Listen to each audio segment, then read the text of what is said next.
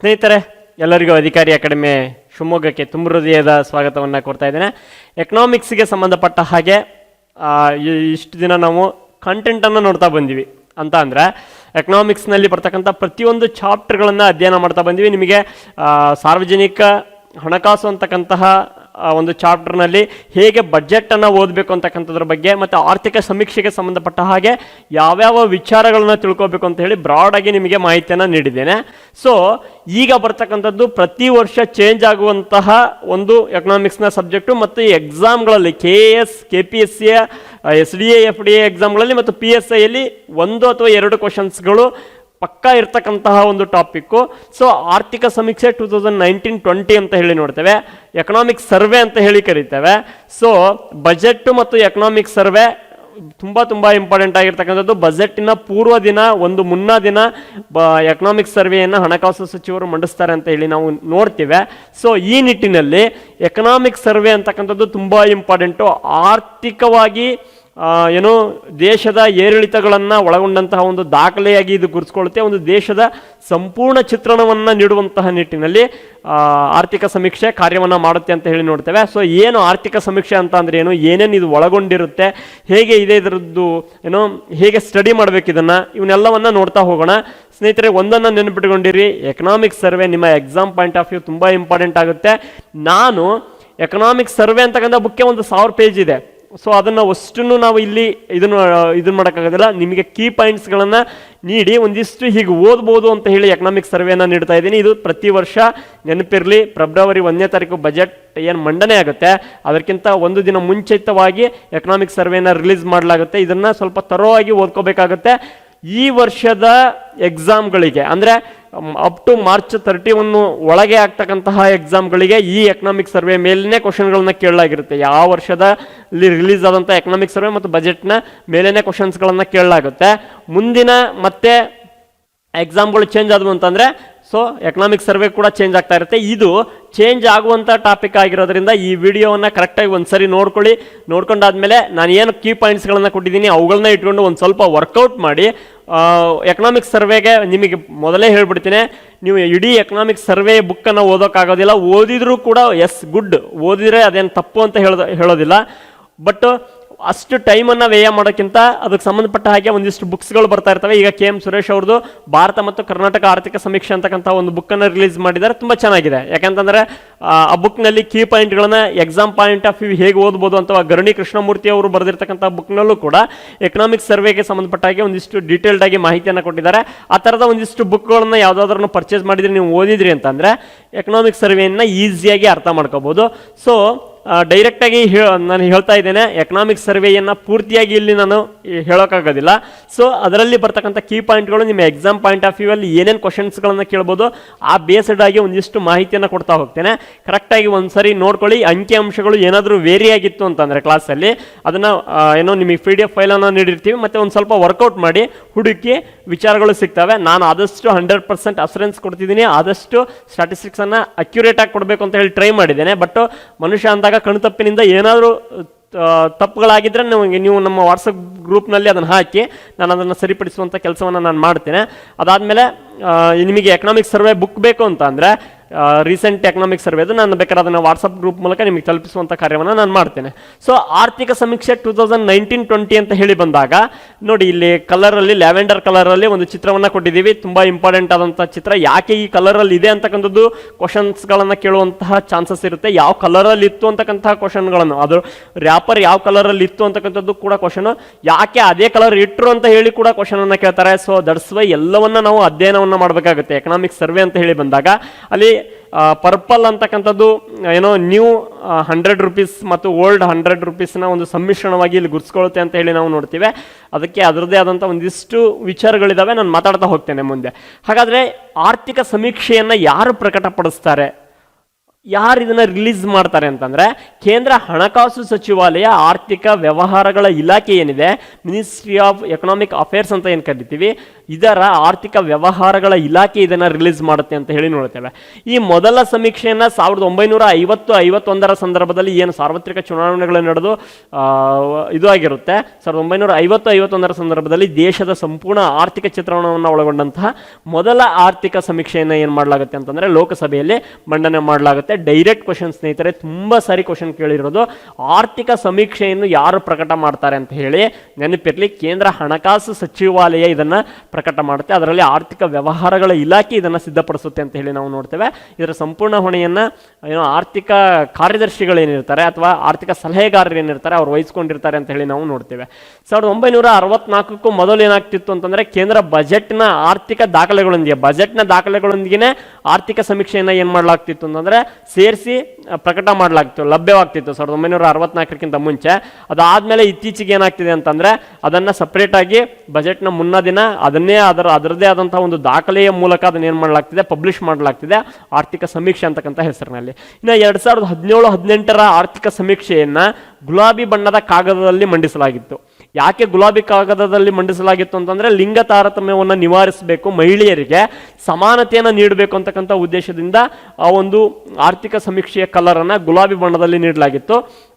2018-19 ಆರ್ಥಿಕ ಸಮೀಕ್ಷೆಯನ್ನು ತಿಳಿ ನೀಲಿ ಬಣ್ಣದಲ್ಲಿ ಮುದ್ರಿಸಲಾಗಿತ್ತು ಅಂತ ಹೇಳಿ ನೋಡ್ತೇವೆ. ಯಾಕೆ ತಿಳಿ ನೀಲಿ ಬಣ್ಣದಲ್ಲಿ ಮುದ್ರಿಸಲಾಗಿತ್ತು ಅಂತ ಹೇಳಿದರೆ ದೇಶದ ಆರ್ಥಿಕ ನಿರೂಪಕರ ಚಿಂತನೆಯ ಅನುಷ್ಠಾನ ಮತ್ತು ಜನಾಂದೋಲನದ ಆದ್ಯತೆಯ ಪ್ರತಿಬಿಂಬವಾಗಿ ಇದು ಗುರುತಿಸಿಕೊಳ್ಳುತ್ತೆ ಅಂತ ಹೇಳಿ ನಾವು ನೋಡ್ತೀವಿ. ದೇಶದ ಆರ್ಥಿಕ ನಿರೂಪಕರ ಚಿಂತನೆಯ ಅನುಷ್ಠಾನ ಮತ್ತು ಜನಾಂದೋಲನದ ಆದ್ಯತೆಯಾಗಿರುತ್ತೆ. ಅಂದರೆ ದೇಶದಲ್ಲಿ ಒಂದಿಷ್ಟು ಚಿಂತನೆ ಮಾಡುವಂತಹ ನಿರೂಪಕರೇನಿದ್ದಾರೆ ಅವರ ಆಶಯಗಳನ್ನು ಪ್ರತಿಬಿಂಬಿಸಬೇಕು ಅಂತಕ್ಕಂತಹ ನಿಟ್ಟಿನಲ್ಲಿ ಆ ಆರ್ಥಿಕ ಸಮೀಕ್ಷೆಯನ್ನು ನೀಲಿ ಬಣ್ಣದಲ್ಲಿ ಮುದ್ರಿಸಲಾಗಿತ್ತು ಅಂತ ಹೇಳಿ ನೋಡ್ತೇವೆ. ಹಾಗಾದರೆ 2019-20 ಆರ್ಥಿಕ ಸಮೀಕ್ಷೆಯನ್ನು ಲ್ಯಾವೆಂಡರ್ ಬಣ್ಣದಲ್ಲಿ ಕಾಗದದಲ್ಲಿ ನಾನೇನು ನಿಮ್ಮ ಮೊದಲೇ ಚಿತ್ರ ತೋರಿಸಿದೆ ಅದರಲ್ಲಿ ಮುದ್ರಿಸಲಾಗಿತ್ತು. ರೀಸನ್ ಏನು ಅಂತಂದರೆ ದೇಶದಲ್ಲಿ ಸಂಪತ್ತಿನ ಸೃಷ್ಟಿಯಾಗಿದೆ, ಸಂಪತ್ತನ್ನು ವಿತರಿಸಲು ಮತ್ತು ಹಂಚಿಕೆ ಮಾಡಲು ಸಾಧ್ಯವಿಲ್ಲ ಅಂತಕ್ಕಂತಹ ದ್ಯೋತಕವಾಗಿ ಇದನ್ನು ಏನು ಮಾಡಲಾಗಿದೆ ಅಂತಂದರೆ ಈ ಬಣ್ಣದಲ್ಲಿ ಸೃಷ್ಟಿಸಲಾಗಿದೆ. ಸ್ನೇಹಿತರ ಕ್ವಶನ್ ಬರ್ಬೋದು, 2019-20 ಏನು ಆರ್ಥಿಕ ಸಮೀಕ್ಷೆ ಇದೆ ಅದನ್ನು ಯಾವ ಬಣ್ಣದ ಕಾಗದದಲ್ಲಿ ಮುದ್ರಿಸಲಾಗಿತ್ತು ಮತ್ತು ಅದು ಯಾವುದರ ದ್ಯೋತಕವಾಗಿತ್ತು ಅಂತ ಹೇಳಿ ಕ್ವಶನನ್ನು ಕೇಳುವಂಥ ಚಾನ್ಸಸ್ ಇರುತ್ತೆ. ಸೊ ಬಿ ಪ್ರಿಪೇರ್ಡ್ ಅಂತಕ್ಕಂಥದ್ದು. ನೆಕ್ಸ್ಟ್ 2019-20 ಆರ್ಥಿಕ ಸಮೀಕ್ಷೆಯನ್ನು ಆರ್ಥಿಕ ಸಲಹೆಗಾರರಾದಂತಹ ಕೃಷ್ಣಮೂರ್ತಿ ಸುಬ್ರಹ್ಮಣ್ಯಂ ಅವರು ಏನು ಮಾಡಿದರು ಅಂತಂದರೆ ಅವರು ಮತ್ತು ಕೇಂದ್ರ ಹಣಕಾಸು ಸಚಿವರು ಇಬ್ಬರು ಅಂತಿಮಗೊಳಿಸಿ ಅದನ್ನು ಲೋಕಸಭೆಗೆ ಮಂಡಿಸಿದರು ಅಂತ ಹೇಳಿ ನಾವು ನೋಡ್ತೇವೆ. ಲೋಕಸಭೆಗೆ ನೀಡುತ್ತಾರೆ ಅದನ್ನು ಆರ್ಥಿಕ ಸಮೀಕ್ಷೆಯನ್ನು. ಇದರ ಉದ್ದೇಶ 2019-20 ಆರ್ಥಿಕ ಸಮೀಕ್ಷೆಯ ಉದ್ದೇಶ ಅಥವಾ ಧ್ಯೇಯ ವಾಕ್ಯ ಏನಾಗಿತ್ತು ಅಂದರೆ enable market, promote pro business policy and strengthen trust in economy ಅಂತಕ್ಕಂಥದ್ದು. ಇನ್ನೊಂದ್ಸರಿ ಕ್ಲೀನಾಗಿ ನೋಡ್ಕೊಳ್ರಿ, ತುಂಬ ಕ್ಲಿಯರ್ ಆಗಿ ಕೊಟ್ಟಿದ್ದೇನೆ. Enable market, promote pro business policy and strengthen trust in economy ಅಂತಕ್ಕಂತಹ ಉದ್ದೇಶವನ್ನು ಇಟ್ಕೊಂಡು ಏನು ಮಾಡಿತ್ತು ಅಂತಂದರೆ ಈ ಒಂದು ಆರ್ಥಿಕ ಸಮೀಕ್ಷೆಯನ್ನು ಪ್ರಕಟ ಮಾಡಲಾಗಿತ್ತು ಅಂತ ಹೇಳಿ ನಾವು ಗಮನಿಸ್ತೇವೆ. ಸ್ನೇಹಿತರೆ, ಆರ್ಥಿಕ ಸಮೀಕ್ಷೆ ಅಂತ ಹೇಳಿ ಬಂದಾಗ ಏನನ್ನ ಒಳಗೊಂಡಿರುತ್ತೆ ಕ್ಲಿಯರ್ ಆಗಿರಬೇಕು. ನಮಗೆ ಆರ್ಥಿಕ ಸಮೀಕ್ಷೆಯಲ್ಲಿ ಯಾವ್ಯಾವ ವಿಚಾರಗಳನ್ನು ಮಾತಾಡಲಾಗಿರುತ್ತೆ, ಪ್ರಸಕ್ತ ಆರ್ಥಿಕ ವರ್ಷದಲ್ಲಿ ದೇಶದ ಆರ್ಥಿಕತೆಯಲ್ಲಿ ಆದಂತಹ ಏರಿಳಿತಗಳು, ಅಭಿವೃದ್ಧಿ ಕಾರ್ಯಕ್ರಮಗಳು ಏನಿದಾವೆ ಅವುಗಳ ಒಂದು ಸ್ಥೂಲ ನೋಟವನ್ನು ಒಳಗೊಂಡಿರುತ್ತೆ ಮತ್ತು ನೀತಿ ನಿರೂಪಣೆಗಳನ್ನು ಒಳಗೊಂಡಿರುತ್ತೆ. ಆಮೇಲೆ ಕಾರ್ಯ ಪ್ರಗತಿಯ ವೈಖರಿ, ಯಾವ ತರಹ ಆ ಸರ್ಕಾರ ಆ ವರ್ಷ ಕಾರ್ಯವನ್ನು ನಿರ್ವಹಿಸಿದೆ, ಆ ಪ್ರಸಕ್ತ ವರ್ಷದಲ್ಲಿ ಆ ಒಂದು ಸಮೀಕ್ಷೆಯನ್ನು ಪ್ರಕಟ ಮಾಡುವಂಥ ಪ್ರಸಕ್ತ ವರ್ಷದಲ್ಲಿ ಯಾವ ತರಹದ ಕಾರ್ಯವೈಖರಿಯನ್ನು ಅದು ಮಾಡಿತ್ತು, ಹಾಗೆ ಮುಂದಿನ ವಿತ್ತೀಯ ವರ್ಷದಲ್ಲಿ ಆರ್ಥಿಕತೆ ಸಾಗುವಂತಹ ನಿಟ್ಟು ಯಾವ ಥರ ಇದೆ, ಸಾಗುವಂತಹ ದಿಕ್ಸೂಚಿಯಾಗಿ ಮತ್ತು ಆ ಒಂದು ವರ್ಷದ ಕೈಗನ್ನಡಿಯಾಗಿ ಈ ಆರ್ಥಿಕ ಸಮೀಕ್ಷೆ ಕಾರ್ಯವನ್ನು ಮಾಡುತ್ತೆ. ಏನು ಸಿಂಪಲ್ ಆಗಿ ಅರ್ಥ ಮಾಡ್ಕೋಬೇಕು ಅಂತಂದರೆ ಆ ವರ್ಷದಲ್ಲಿ ಆದಂತಹ ಆರ್ಥಿಕತೆಯಲ್ಲಿ ಆದಂತಹ ಏರಿಳಿತಗಳು ಯಾವ ಥರ ಇದ್ದಾವೆ, ಕೃಷಿ ವಲಯದ ಕೊಡುಗೆಗಳು ಹೇಗಿದ್ದಾವೆ, ಕೃಷಿ ವಲಯದಲ್ಲಿ ಹೇಗೆ ಏರಿಳಿತ ಆಯಿತು, ಎಷ್ಟು ಉತ್ಪನ್ನ ಆಯಿತು, ಕೈಗಾರಿಕಾ ವಲಯ ಹೇಗಿದೆ, ಸೇವಾ ವಲಯ ಹೇಗಿದೆ, ಹೀಗೆ ಪ್ರತಿಯೊಂದು ಕ್ಷೇತ್ರಗಳಲ್ಲಿ ಆದಂತಹ ಹೊಸ ಹೊಸ ಬದಲಾವಣೆಗಳನ್ನು, ನೀತಿ ನಿರೂಪಣೆಗಳನ್ನು, ಹಾಗೆ ಹೊಸ ಹೊಸದಾದಂತಹ ಕಾರ್ಯಕ್ರಮಗಳಲ್ಲಿ ಆದಂತಹ ಏರಿಳಿತಗಳನ್ನು ಇದು ಹೊಂದಿರುತ್ತೆ. ಅದು ಒಂದು ಸ್ಥೂಲವಾಗಿ ಹೇಳಬೇಕು ಅಂತಂದರೆ ಅದು ಒಂದು ಕೈಗನ್ನಡಿಯಾಗಿ ಕಾರ್ಯವನ್ನು ನಿರ್ವಹಿಸುತ್ತೆ.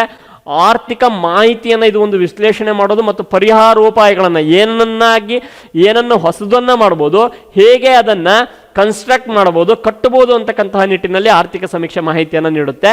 ಅದಾದ್ಮೇಲೆ ಕೇಂದ್ರ ಮುಂಗಡ ಪತ್ರವನ್ನು ಏನು ಸಂಸತ್ತಿನಲ್ಲಿ ಮಂಡಿಸ್ತಾರೆ ಅದರ ಮುನ್ನ ದಿನ, ನಾನು ಈಗ ಆಲ್ರೆಡಿ ಹೇಳಿದ ಹಾಗೆ ಬಜೆಟ್ ಮಂಡಿಸುವ ಹಿಂದಿನ ದಿನ ಏನು ಮಾಡಲಾಗುತ್ತೆ ಅಂತಂದ್ರೆ ಇದನ್ನ ಸಂಸತ್ತಿನ ಎರಡೂ ಸದನಗಳಲ್ಲೂ ಕೂಡ ಕೇಂದ್ರ ವಿತ್ತ ಸಚಿವರು ಏನು ಮಾಡ್ತಾರೆ, ಆರ್ಥಿಕ ಸಮೀಕ್ಷೆಯನ್ನ ಮಂಡನೆ ಮಾಡ್ತಾರೆ ಅಂತ ಹೇಳಿ ನೋಡ್ತೇವೆ. ಆರ್ಥಿಕ ಸಮೀಕ್ಷೆಯ ಹಿಂದಿನ 12 ತಿಂಗಳ ಅವಧಿ ಏನಿರುತ್ತೆ ಆ ದೇಶದ ಅರ್ಥವ್ಯವಸ್ಥೆಯಲ್ಲಿ ಆದ ಸಮಗ್ರ ಮಾಹಿತಿಗಳನ್ನು ಒಳಗೊಂಡ ಆರ್ಥಿಕ ಹಿನ್ನೋಟ ಆಗಿರುತ್ತೆ ಅಂತ ಹೇಳಿದನ್ನು ನಾವು ಗಮನಿಸ್ತೇವೆ. ಏನು ಆರ್ಥಿಕ ಸಮೀಕ್ಷೆಯನ್ನು ಪ್ರಕಟ ಮಾಡ್ತಾರೆ ಅದರ ಹಿಂದಿನ 12 ತಿಂಗಳುಗಳಲ್ಲಿ ಏನೇನು ಏರಿಳಿತಗಳು ಎಕಾನಮಿಯಲ್ಲಿ ಆಗಿರ್ತವೆ ಅವೆಲ್ಲವುಗಳ ಸ್ಥೂಲ ನೋಟವನ್ನು ಒಳಗೊಂಡಂತಹ ದಾಖಲೆಯಾಗಿ ಆರ್ಥಿಕ ಸಮೀಕ್ಷೆ ನಮ್ಮ ಮುಂದೆ ನಿಲ್ಲುತ್ತೆ. ಕ್ಲಿಯರ್ ಆಗಿರಬೇಕು ಸ್ನೇಹಿತರೆ, ಆರ್ಥಿಕ ಸಮೀಕ್ಷೆ ಅಂತ ಹೇಳಿ ಬಂದಾಗ ಇದು ಆರ್ಥಿಕ ಸಮೀಕ್ಷೆಯನ್ನು ಮಂಡನೆ ಮಾಡಿದಂತಹ ಹಿಂದಿನ 12 ತಿಂಗಳ ಸ್ಥೂಲ ನೋಟವನ್ನು, ಏರಿಳಿತ, ಎಕಾನಮಿಯಲ್ಲಿ ಆದಂತಹ ಏರಿಳಿತಗಳು ಮತ್ತು ಚೇಂಜಸ್ಗಳು ಏನೇನು, ಹೊಸ ಹೊಸ ಯೋಜನೆಗಳಲ್ಲಿ ಆದಂತಹ ಬದಲಾವಣೆಗಳು ಏನೇನು, ವಿವಿಧ ವಲಯಗಳಲ್ಲಿ ಆದಂತಹ ಕಾರ್ಯಪ್ರಗತಿಯನ್ನು ಇದು ಸೂಚಿಸುತ್ತೆ.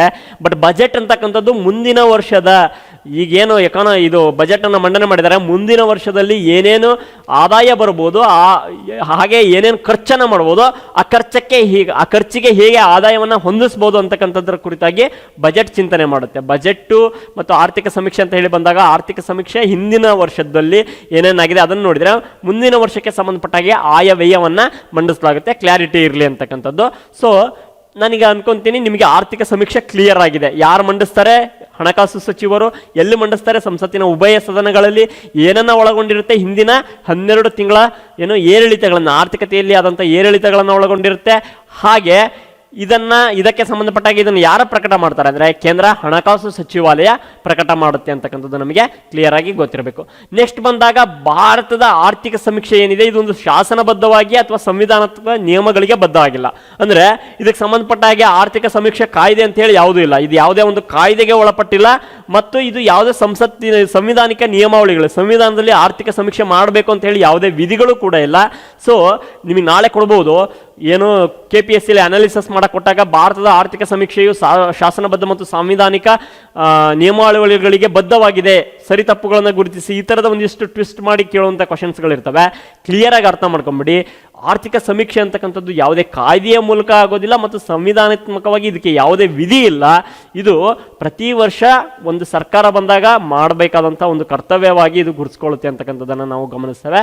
ಕೇಂದ್ರೀಯ ಸಾಂಖ್ಯಿಕ ಕಚೇರಿ ಏನಿದೆ, ಸೆಂಟ್ರಲ್ ಸ್ಟ್ಯಾಟಿಸ್ಟಿಕಲ್ ಆಫೀಸ್ ಏನಿದೆ ಅದು ಮತ್ತು ಕೇಂದ್ರೀಯ ಸಾಂಖ್ಯಿಕ ಮತ್ತು ಕಾರ್ಯಕ್ರಮ ಅನುಷ್ಠಾನ ಸಚಿವಾಲಯ ಏನಿದೆ ಇವುಗಳು ಒದಗಿಸುವಂತಹ ಆರ್ಥಿಕ ದತ್ತಾಂಶಗಳ ಆಧಾರದ ಮೇಲೆ ಆರ್ಥಿಕ ಸಮೀಕ್ಷೆಯನ್ನು ಕೇಂದ್ರ ಹಣಕಾಸು ಸಚಿವಾಲಯ ಏನು ಮಾಡುತ್ತೆ, ಸಿದ್ಧಪಡಿಸುತ್ತೆ. ಇದಕ್ಕೆ ಸ್ಟ್ಯಾಟಿಸ್ಟಿಕ್ಸ್ ಅನ್ನ ಅಂಕಿಅಂಶಗಳನ್ನು ನೀಡೋದು ಯಾರು ಅಂತಂದ್ರೆ ಕೇಂದ್ರೀಯ ಸಾಂಖ್ಯಿಕ ಕಚೇರಿ ಅಂತ ಏನು ಕರಿತೀವಿ ಇವರು ಮತ್ತು ಸಾಂಖ್ಯಿಕ ಮತ್ತು ಕಾರ್ಯಕ್ರಮ ಅನುಷ್ಠಾನ ಸಚಿವಾಲಯ ಏನಿದೆ, ಪರ್ಟಿಕ್ಯುಲರ್ ಆಗಿ ಅದಕ್ಕೆ ಒಂದು ಸಚಿವಾಲಯ ಇದೆ. ಆ ಸಚಿವಾಲಯ ಏನು ಮಾಡುತ್ತೆ, ದಾಖಲೆಗಳನ್ನು, ದತ್ತಾಂಶಗಳನ್ನು ಒದಗಿಸಿ ಕೊಡುತ್ತೆ ಅಂತ ಹೇಳಿ ನಾವು ಗಮನಿಸ್ತೇವೆ. ಕ್ಲಿಯರಾಗಿ ನಾನು ಈಸಿ ವೇಯಲ್ಲಿ ಒಂದೊಂದೇ ವಿಚಾರಗಳನ್ನು ಕ್ಲಾರಿಟಿಯಾಗಿ ಹೇಳ್ತಾ ಇದ್ದೇನೆ, ಕರೆಕ್ಟಾಗಿ ಅರ್ಥ ಮಾಡ್ಕೊಳ್ಳಿ. ಯಾಕಂತಂದರೆ ಆರ್ಥಿಕ ಸಮೀಕ್ಷೆ ಅಂತಕ್ಕಂಥದ್ದನ್ನೇ ಟೀಚ್ ಮಾಡುವಾಗ 8-10 ಕ್ಲಾಸ್ಗಳು ಬೇಕು. ಇದನ್ನು ಒಂದು ಆರ್ಥಿಕ ಸಮೀಕ್ಷೆನ ಟೀಚ್ ಮಾಡಬೇಕು ಅಂತಂದರೆ ನಿಮಗೆ ಸಿಂಪಲ್ ಆಗಿ 1 ಅಥವಾ 2 ಕ್ಲಾಸ್ನಲ್ಲಿ ತಿಳಿಸ್ಬೇಕು ಅಂತಂದಾಗ ಸ್ವಲ್ಪ ಗೊಂದಲಗಳು ಆಗ್ತಾ ಇರ್ತವೆ. ಒಂದು ಸರಿ ಕ್ಲಾಸನ್ನು ಕೇಳಿ, 2 ಸಾರಿ PDF ಅನ್ನು ಓದಿ, ಕರೆಕ್ಟಾಗಿ ಓದಿ ನೀವು ಒಂದು ಸ್ವಲ್ಪ ವರ್ಕ್ ಮಾಡಿ, ಆವಾಗ ನಿಮಗೆ ಕ್ಲಾರಿಟಿ ಸಿಗುತ್ತೆ. ಸೊ ಇಲ್ಲಿ ಕ್ಲಾರಿಟಿ ಇರಲಿ. ಆರ್ಥಿಕ ಸಮೀಕ್ಷೆ ಮತ್ತು ಆರ್ಥಿಕ ಗಣತಿಗೆ ತುಂಬ ವ್ಯತ್ಯಾಸಗಳಿದೆ ಸ್ನೇಹಿತರೆ. ಸೊ ನೀವು ತುಂಬ ಜನ ಕನ್ಫ್ಯೂಸ್ ಆಗ್ತಾ ಇರ್ತೀರಾ. ಎಕನಾಮಿಕ್ ಸರ್ವೆ ಬೇರೆ, ಎಕನಾಮಿಕ್ ಸೆನ್ಸಸ್ ಬೇರೆ. ಸೊ ಎಕನಾಮಿಕ್ ಸರ್ವೆಯನ್ನು ಪ್ರಕಟಪಡಿಸೋರು ಕೇಂದ್ರ ಹಣಕಾಸು ಸಚಿವಾಲಯ, ಎಕನಾಮಿಕ್ ಸೆನ್ಸಸ್ ಅನ್ನು ರಿಲೀಸ್ ಮಾಡೋರು ಕೇಂದ್ರೀಯ ಸಾಂಖ್ಯಿಕ ಸಂಸ್ಥೆ CSOದವರು ಇದನ್ನು ರಿಲೀಸ್ ಮಾಡ್ತಾರೆ. ಆರ್ಥಿಕ ಗಣತಿ ಬೇರೆ, ಆರ್ಥಿಕ ಸಮೀಕ್ಷೆ ಬೇರೆ. ಕ್ಲಿಯರ್ ಆಗಿರಿ. ಮೊದಲು ಬಿಡುಗಡೆ ಮಾಡಿದ್ದು 1950-51, ಮೊದಲ ಆರ್ಥಿಕ ಗಣತಿಯನ್ನು ಮಾಡಿದ್ದು 1975-77ರಲ್ಲಿ. 1975ರಿಂದ 77ರ ಸಂದರ್ಭದಲ್ಲಿ ಮೊದಲ ಆರ್ಥಿಕ ಗಣತಿ ದೇಶದಲ್ಲಿ ಆಗಿತ್ತು ಅಂತ ಹೇಳಿ. ಇದರ ಉದ್ದೇಶ ಏನಾಗಿರುತ್ತೆ, ಆರ್ಥಿಕ ಸಮೀಕ್ಷೆಯ ಉದ್ದೇಶ ಏನಾಗಿರುತ್ತೆ ಅಂದರೆ ವಿತ್ತೀಯ ವರ್ಷದಲ್ಲಿ ಹಿಂದಿನ 12 ತಿಂಗಳಿನ ಆರ್ಥಿಕ ಸ್ಥಿತಿಗತಿಯನ್ನು ಅಧ್ಯಯನ ಮಾಡೋದು ಆರ್ಥಿಕ ಸಮೀಕ್ಷೆ. ಪ್ರತಿ ವರ್ಷ ರಿಲೀಸ್ ಮಾಡ್ತಾರೆ, ಕ್ಲಾರಿಟಿ ಇರಲಿ. ಪ್ರತಿ ವರ್ಷ ಎಕನಾಮಿಕ್ ಸರ್ವೆಯನ್ನು ರಿಲೀಸ್ ಮಾಡ್ತಾರೆ. ಇದು ಹಿಂದಿನ 12 ತಿಂಗಳುಗಳಲ್ಲಿ ಆದಂತಹ ಏರಿಳಿತಗಳನ್ನು ಒಳಗೊಂಡಿರುತ್ತೆ.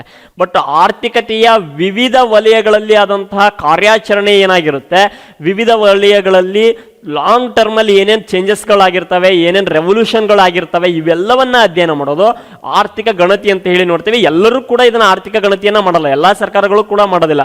ಇದ್ರ ನಡುವೆ ತುಂಬಾ ಒಂದು 6 ಸರಿ ಆಗಿದೆ. ಇತ್ತೀಚೆಗೆ ಇದನ್ನ ಮತ್ತೆ 2019ರಲ್ಲಿ ಮಾಡಬೇಕು ಅಂತಕ್ಕಂಥದ್ದು ಒಂದು ಇದು ಆಯಿತು. ತ್ರಿಪುರಾದಿಂದ ಇದು ಆರಂಭ ಆಗಿದೆ ಈಗ ಆರ್ಥಿಕ ಗಣತಿ. ಬಟ್ ಈಗೇನೋ ಲಾಕ್ಡೌನು, ಈ ಕೋವಿಡ್-19 ಇದು ನಿಂತಿದೆ. ಒಂದು 6 ಬಾರಿ ಏನೋ ಆರ್ಥಿಕ ಗಣತಿಯನ್ನ ಮಾಡಲಾಗಿದೆ.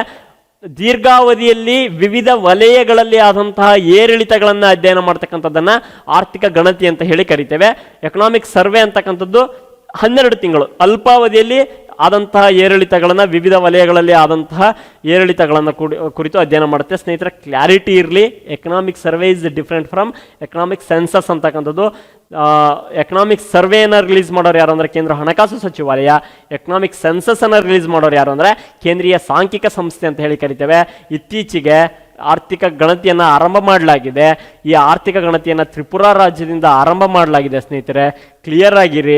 ಸೊ ಇದು distinction between economic survey and economic census ಅಂತ ಹೇಳಿ ನಾವು ನೋಡ್ತೀವಿ.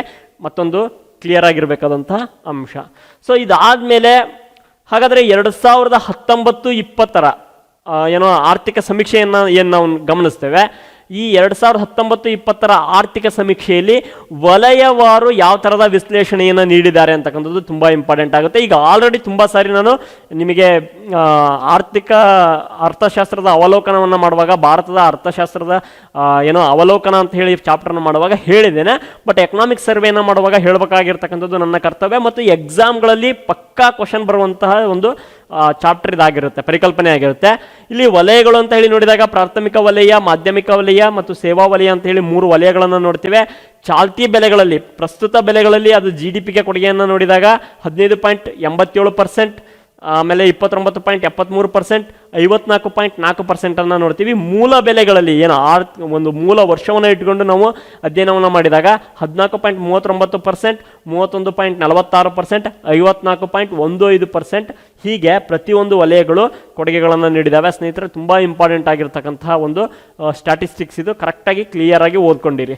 ಸೇವಾ ವಲಯದಲ್ಲಿ ಈಗೇನಾಗಿದೆ ಅಂತಂದರೆ ಆರ್ಥಿಕತೆಗೆ ಹೆಚ್ಚು ಚಲನಾತ್ಮಕ ಮತ್ತು ಬೆಳವಣಿಗೆ ಇಂಜಿನ್ ಆಗಿ ಸೇವಾ ವಲಯ ಗುರುತಿಸ್ಕೊಂಡಿದೆ ಅಂತ ಹೇಳಿ ನೋಡ್ತೇವೆ. ಆರ್ಥಿಕ ಸಮೀಕ್ಷೆ ಹೇಳ್ತಕ್ಕಂಥದ್ದು ಅದು 2018-19 ಅವಧಿಯಲ್ಲಿ ಪ್ರಾಥಮಿಕ ವಲಯ 44%, ಕೈಗಾರಿಕಾ ವಲಯ 25%, ಸೇವಾ ವಲಯ 31% ಏನು ಮಾಡಿದೆ, ಉದ್ಯೋಗಾವಕಾಶಗಳನ್ನು ಒದಗಿಸಿದೆ ಅಂತ ಹೇಳಿ 2018-19 ಆರ್ಥಿಕ ಸಮೀಕ್ಷೆಯಲ್ಲಿ ಪ್ರಕಟ ಮಾಡಲಾಗಿತ್ತು ಅಂತ ಹೇಳಿ ಕೂಡ ನಾವು ಅದನ್ನು ಅಧ್ಯಯನವನ್ನು ಮಾಡ್ತೇವೆ. ಇದು 2019-20 ಸಂದರ್ಭದಲ್ಲಿ ಒಂದಿಷ್ಟು ವೇರಿ ಆಗಿದೆ. ಇಲ್ಲಿ ಹಿಂದಿನ ಮತ್ತು ಇಂದಿನ ಆರ್ಥಿಕ ಏನೋ ಈ ಅಂಕಿಅಂಶಗಳಿರ್ತವೆ, ಅವುಗಳ ಜೊತೆ ಏನೋ ಹೋಲಿಕೆ ಮಾಡಿ ಅಧ್ಯಯನವನ್ನು ಮಾಡಲಾಗುತ್ತೆ ಅಂತ ಹೇಳಿ ನಾವು ಗಮನಿಸ್ತೇವೆ. ಹಾಗಾದರೆ ಆರ್ಥಿಕತೆಯ ಪ್ರಮುಖ ಚಲಕಗಳ ಸಂಕ್ಷಿಪ್ತ ವಿಶ್ಲೇಷಣೆ ನಮಗೆ ಗೊತ್ತಿರಬೇಕು. ಇದು ನೋಡಿ, GDP ಚಾಲ್ತಿ ಬೆಲೆಯಲ್ಲಿ 1,88,16,538 ಇತ್ತು, 11.3% ಇತ್ತು. ಯಾವಾಗ 2018-19ರಲ್ಲಿ. 2019-20ಕ್ಕೆ ಬಂದಾಗ ಅದು 2,02,39,374 ಆಗಿದೆ. 7.6% ಏನಾಗಿದೆ, ರೈಸ್ ಆಗಿದೆ ಅಂತ ಹೇಳಿ ನಾವು ನೋಡ್ತೀವಿ. ನೆಕ್ಸ್ಟ್ GDP ಸ್ಥಿರ ಬೆಲೆಗಳು. GDP ಅಂತಂದ್ರೆ ನಿಮಗೆ ಪಾಠ ಮಾಡುವಾಗ ಹೇಳಿದ್ದೇನೆ, ಗ್ರಾಸ್ ಡೊಮೆಸ್ಟಿಕ್ ಪ್ರಾಡಕ್ಟ್ ಅಂತ ಹೇಳಿ. ಏನು ಗ್ರಾಸ್ ಡೊಮೆಸ್ಟಿಕ್ ಪ್ರಾಡಕ್ಟ್ ಅಂತ ಅಂದ್ರೆ ನೀವು ಕ್ಲೀನಾಗಿ ಇನ್ನೊಂದ್ಸರಿ ನೋಟ್ಸನ್ನು ಕರೆಕ್ಟಾಗಿ ಅಧ್ಯಯನ ಮಾಡಿ ಮತ್ತೆ ಅದನ್ನೇ ನಾನು ಮೂಲವನ್ನು ಹೇಳ್ತಾ ಕೂತೆ ಅಂದರೆ ಎಕನಾಮಿಕ್ ಸರ್ವೆ ಮುಗಿಸೋಕ್ಕಾಗೋದಿಲ್ಲ. ಸೊ ಇಲ್ಲಿ ಮೂಲ ಬೆಲೆಗಳಲ್ಲಿ ಅಥವಾ ಸ್ಥಿರ ಬೆಲೆಗಳಲ್ಲಿ ನೋಡಿದಾಗ 1,39,32,287 ಇತ್ತು, 6.9% ರೈಸ್ ಆಗಿತ್ತು. ನೆಕ್ಸ್ಟು 2019-20ಕ್ಕೆ ಬಂದಾಗ ಅದು 1,46,30,421 ಆಗಿದೆ. ಅದು 50.0% ಏನಾಗಿದೆ, ಜಾಸ್ತಿ ಆಗಿದೆ ಅಂತಕ್ಕಂಥದ್ದನ್ನು ನಾವು ಗಮನಿಸ್ತೇವೆ. ಇನ್ನು ತಲಾವರಮಾನ ಅಂತ ಹೇಳಿ ಬಂದಾಗ ಚಾಲ್ತಿ ಬೆಲೆಯಲ್ಲಿ 1,26,406 ಇತ್ತು. ಇದು 2019-20ಕ್ಕೆ 1,35,050 ರೂಪಾಯಿಗೆ ಹೆಚ್ಚಾಗಿದೆ ಅಂತ ಹೇಳಿ ನಾವು ಗಮನಿಸ್ತೇವೆ. ಇನ್ನು ತಲಾವರಮಾನ ಸ್ಥಿರ ಬೆಲೆಗಳಲ್ಲಿ ನೋಡಿದಾಗ 92,656 ಇತ್ತು. ನೆಕ್ಸ್ಟು ಈಗ 2019-20ಕ್ಕೆ ಎಷ್ಟಾಗಿದೆ ಅಂದರೆ 92,000 ಸ್ಥಿರ ಬೆಲೆಗಳಲ್ಲಿ 92,656 ಇತ್ತು. ಈಗ 2019-20ಕ್ಕೆ 96,563 ಆಗಿದೆ. ಇವೆಲ್ಲವೂ ಸ್ಟ್ಯಾಟಿಸ್ಟಿಕ್ಸ್ ಸ್ವಲ್ಪ ಇಂಪಾರ್ಟೆಂಟ್ ಆಗ್ತವೆ. ನಾನು ಏನು ಹೇಳಿರ್ತೇನೆ ಅದರಲ್ಲಿ ಏನಾದರೂ ಸ್ವಲ್ಪ ನಿಮಗೆ ವೇರಿ ಆಯಿತು ಅಂತಂದರೆ ಕ್ಲಿಯರ್ ಆಗಿ ನಿಮಗೆ ಅದಕ್ಕೋಸ್ಕರನೇ ರೆಫರೆನ್ಸ್ಗೆ ನೋಟ್ಸನ್ನು ನೀಡಿರ್ತೀವಿ, ಅಲ್ಲಿ ಒಂದ್ಸರಿ ಕ್ಲಿಯರ್ ಆಗಿ ಓದ್ಕೊಳ್ಳಿ, ನಿಮಗೆ ಕ್ಲಾರಿಟಿ ಸಿಗುತ್ತೆ. ಇನ್ನು 2015-17 ಅವಧಿಯಲ್ಲಿ ಮಾತೃ ಮರಣ ದರ 122 ಇತ್ತು. ಇದು 2014-16 ಎಷ್ಟಿತ್ತು ಅಂತಂದರೆ 130 ಆಗಿತ್ತು ಅಂತ ಹೇಳಿ ಈ ಆರ್ಥಿಕ ಸಮೀಕ್ಷೆಯಲ್ಲಿ ಏನು ಮಾಡಿದ್ದಾರೆ, ಪ್ರಕಟ ಮಾಡಿದ್ದಾರೆ. ಈ ಥರದ ಕ್ವಶನ್ಸ್ಗಳನ್ನು ಕೇಳುವಂಥ ಚಾನ್ಸಸ್ಗಳಿರುತ್ತೆ. ಸೊ ಅದ್ರ ಬಗ್ಗೆ ಒಂದು ಸ್ವಲ್ಪ ಕ್ಲಾರಿಟಿ ಇರಲಿ. ಇಂಡಿಯನ್ ಎಕನಾಮಿ ಸ್ನ್ಯಾಪ್ ನೋಟ್ ಅಂತ ಹೇಳಿ ಕೊಟ್ಟಿದ್ದೇನೆ. ಇದರಲ್ಲಿ ಫಿಸ್ಕಲ್ ಡೆಫಿಸಿಟ್ ಎಷ್ಟಿದೆ, ಆಮೇಲೆ ಫಾರಿನ್ ಎಕ್ಸ್ಚೇಂಜ್ ರಿಸರ್ವ್ ಹೇಗಿದೆ, ಆಮೇಲೆ ಕರೆಂಟ್ ಅಕೌಂಟ್ ಬ್ಯಾಲೆನ್ಸ್ ಯಾವ ಥರ ಮೇಂಟೈನ್ ಆಗಿದೆ, ಅಗ್ರಿಕಲ್ಚರ್ ಆ್ಯಂಡ್ ಅಲೈಡ್ ಸೆಕ್ಟರಲ್ಲಿ ಯಾವ ಥರ ಏರಿಳಿತಗಳಾಗಿದ್ದಾವೆ, GDP ಗ್ರೌತ್ ರೇಟ್ ಎಷ್ಟಿದೆ, ಹೇಗೆ GDP ಗ್ರೌತ್ ರೇಟ್ ಆಗಿದೆ ಅಂತಕ್ಕಂಥದ್ದು, ಆಮೇಲೆ ಇನ್ಫ್ಲೇಷನ್ ಯಾವ ಥರ ಇದೆ, ಅದಾದಮೇಲೆ ಸರ್ವಿಸ್ ಸೆಕ್ಟರಲ್ಲಿ ಯಾವ್ಯಾವ ಥರ ಗ್ರೌತ್ ಆಗಿದೆ, ಇಂಡಸ್ಟ್ರಿಯಲ್ ಗ್ರೌತ್ ಹೇಗಾಗಿದೆ. ಒಂದು ಸ್ನ್ಯಾಪ್ ನೋಟನ್ನು ನಿಮಗೆ ನೀಡಿದ್ದೇನೆ. ಇಲ್ಲಿ ಏನಿಲ್ಲ, ಕಂಪ್ಯಾರಿಸನ್ ಮಾಡಿ ಕೊಟ್ಟಿದ್ದಾರೆ. ನಿಮಗೆ ನಾಳೆ ಕೇಳಬೇಕಾದ್ರೂ ಕ್ವಶನ್ಸ್ಗಳನ್ನು ಈ ಸ್ನ್ಯಾಪ್ ನೋಟಲ್ಲಿ ಯಾವ ಥರ ಕ್ವಶನ್ಸ್ಗಳನ್ನು ಕೇಳ್ಬೋದು ಅಂತಂದರೆ, ಅವನ ಅನಾಲಿಟಿಕಲ್ ಕ್ವಶನ್ಸ್ಗಳನ್ನು ಕೊಟ್ಟಿರ್ತಾನೆ. ಅನಾಲಿಟಿಕಲ್ ಅಂತ ಹೇಳಿ ನೋಡಿದಾಗ ಯಾವ ಥರ ಕ್ವಶನ್ಸ್ಗಳನ್ನು ಕೊಟ್ಟಿರ್ತಾನೆ ಅಂದರೆ, ಅಗ್ರಿಕಲ್ಚರ್ ಸೆಕ್ಟರಲ್ಲಿ 2018-19 ಎಷ್ಟಿತ್ತು ಮತ್ತು 19-20 ಎಷ್ಟಿದೆ, ಈ ಥರದ ಒಂದು ಕಂಪ್ಯಾರಿಸನ್ ಮಾಡುವಂಥ ಚಾನ್ಸಸ್ಗಳಿರ್ತವೆ. ಅವಾಗ ನೀವು ಒಂದು ಸ್ವಲ್ಪ ಪ್ರಿಪೇರ್ ಆಗಿರಬೇಕಾಗುತ್ತೆ. ಸೊ ಫಾರಿನ್ ಎಕ್ಸ್ಚೇಂಜ್ ರಿಸರ್ವ್ ಯಾವ ಥರ ಇದೆ ಅಂತ ಹೇಳಿ ಬಂದಾಗ ಅದರ ಕುರಿತಾಗಿ ಒಂದಿಷ್ಟು 2018-19 ಹೈ ಇತ್ತು, 2019-20 ಕಡಿಮೆ ಆಗಿದೆ, ಇಷ್ಟು ಕಡಿಮೆ ಆಗಿದೆ, ಈ ಥರದ ಒಂದಿಷ್ಟು ಅನಾಲಿಟಿಕಲ್ ಕ್ವಶನ್ಸ್ಗಳನ್ನು ಕೊಟ್ಟಿರ್ತಾನೆ. ಈ ಸ್ನ್ಯಾಪ್ ನೋಟನ್ನು ಕರೆಕ್ಟಾಗಿ ಓದ್ಕೊಳ್ಳಿ. ಇಂಗ್ಲೀಷ್ನಲ್ಲಿ ಇದ್ರೂ ಕೂಡ ಈಸಿಯಾಗಿ ಓದ್ಕೋಬಹುದು. ಯಾವ ಥರ ಏರಿಳಿತ ಆಗಿದ್ದಾವೆ ಅಂತಕ್ಕಂಥದ್ದನ್ನು ನಾವು ಕರೆಕ್ಟಾಗಿ ಇದನ್ನು ಅಧ್ಯಯನ ಮಾಡಿದ್ದೀವಿ ಅಂತಂದರೆ ನಮಗೆ ಒಂದು ಕ್ಲಾರಿಟಿ ಸಿಗುತ್ತೆ. ಇದು ಎಕನಾಮಿಕ್ ಸರ್ವೆಯ ಒಂದು ಮೂಲಾಂಶಗಳನ್ನು ಒಳಗೊಂಡಂಥ ಒಂದು ಚಿತ್ರ ಅಂತ ಹೇಳಿ ಗುರುತಿಸ್ಕೊಳ್ಳುತ್ತೆ. ನೆಕ್ಸ್ಟ್ ಬಂದಾಗ ಹಾಗಾದರೆ ಒಂದಿಷ್ಟು ಎಕನಾಮಿಕ್ ಸರ್ವೆಯಲ್ಲಿ ಬರ್ತಕ್ಕಂಥ ಒಂದಿಷ್ಟು ಪಾಯಿಂಟ್ಗಳನ್ನ ಇಟ್ಕೊಂಡು ಒಂದು 13-14 ಮೇನ್ ಪಾಯಿಂಟ್ಗಳು ಬರ್ತವೆ. ಆ ಪಾಯಿಂಟ್ಗಳನ್ನು ಇಟ್ಕೊಂಡು ಒಂದಿಷ್ಟು ಕೀ ನೋಟ್ಸ್ಗಳನ್ನು ನಾನು ಮಾಡಿದ್ದೇನೆ, ನಿಮಗೋಸ್ಕರ ಕೀ ನೋಟ್ಸ್ಗಳನ್ನ ಮಾಡಿದ್ದೇನೆ. ಆ ಕೀ ನೋಟ್ಸ್ಗಳನ್ನು ಇಟ್ಕೊಂಡು ಹೇಗೆ ಏರಿಳಿತ ಆಗಿದ್ದಾವೆ ಒಂದು 2 ಸಾರಿ ಎಕನಾಮಿಕ್ ಸರ್ವೆನ ಕರೆಕ್ಟಾಗಿ ಇಷ್ಟು ಪಾಯಿಂಟ್ಗಳನ್ನ ಓದ್ಕೊಂಡ್ರಿ ಅಂತಂದರೆ ನಿಮ್ಮ ಎಕ್ಸಾಮ್ನಲ್ಲಿ ಆಪ್ಷನ್ಸ್ಗಳನ್ನು ನೀವು ನೋಡಿದಾಗ ಕ್ಲಿಯರ್ ಆಗಿ ಈಸಿಯಾಗಿ ಅದಕ್ಕೆ ಆನ್ಸರ್ನ ಮಾಡುವಂಥ ನಿಟ್ಟಿನಲ್ಲಿ ಕಾರ್ಯಪ್ರವೃತ್ತರಾಗ್ಬೋದು. ಈಸಿಯಾಗಿ ಮಾಡಿದ್ದೇನೆ, ತುಂಬ ಸಿಂಪಲ್ ಆಗಿ ಮಾಡ್ತಾ ಹೋಗಿದ್ದೇನೆ ನೋಟ್ಸನ್ನು.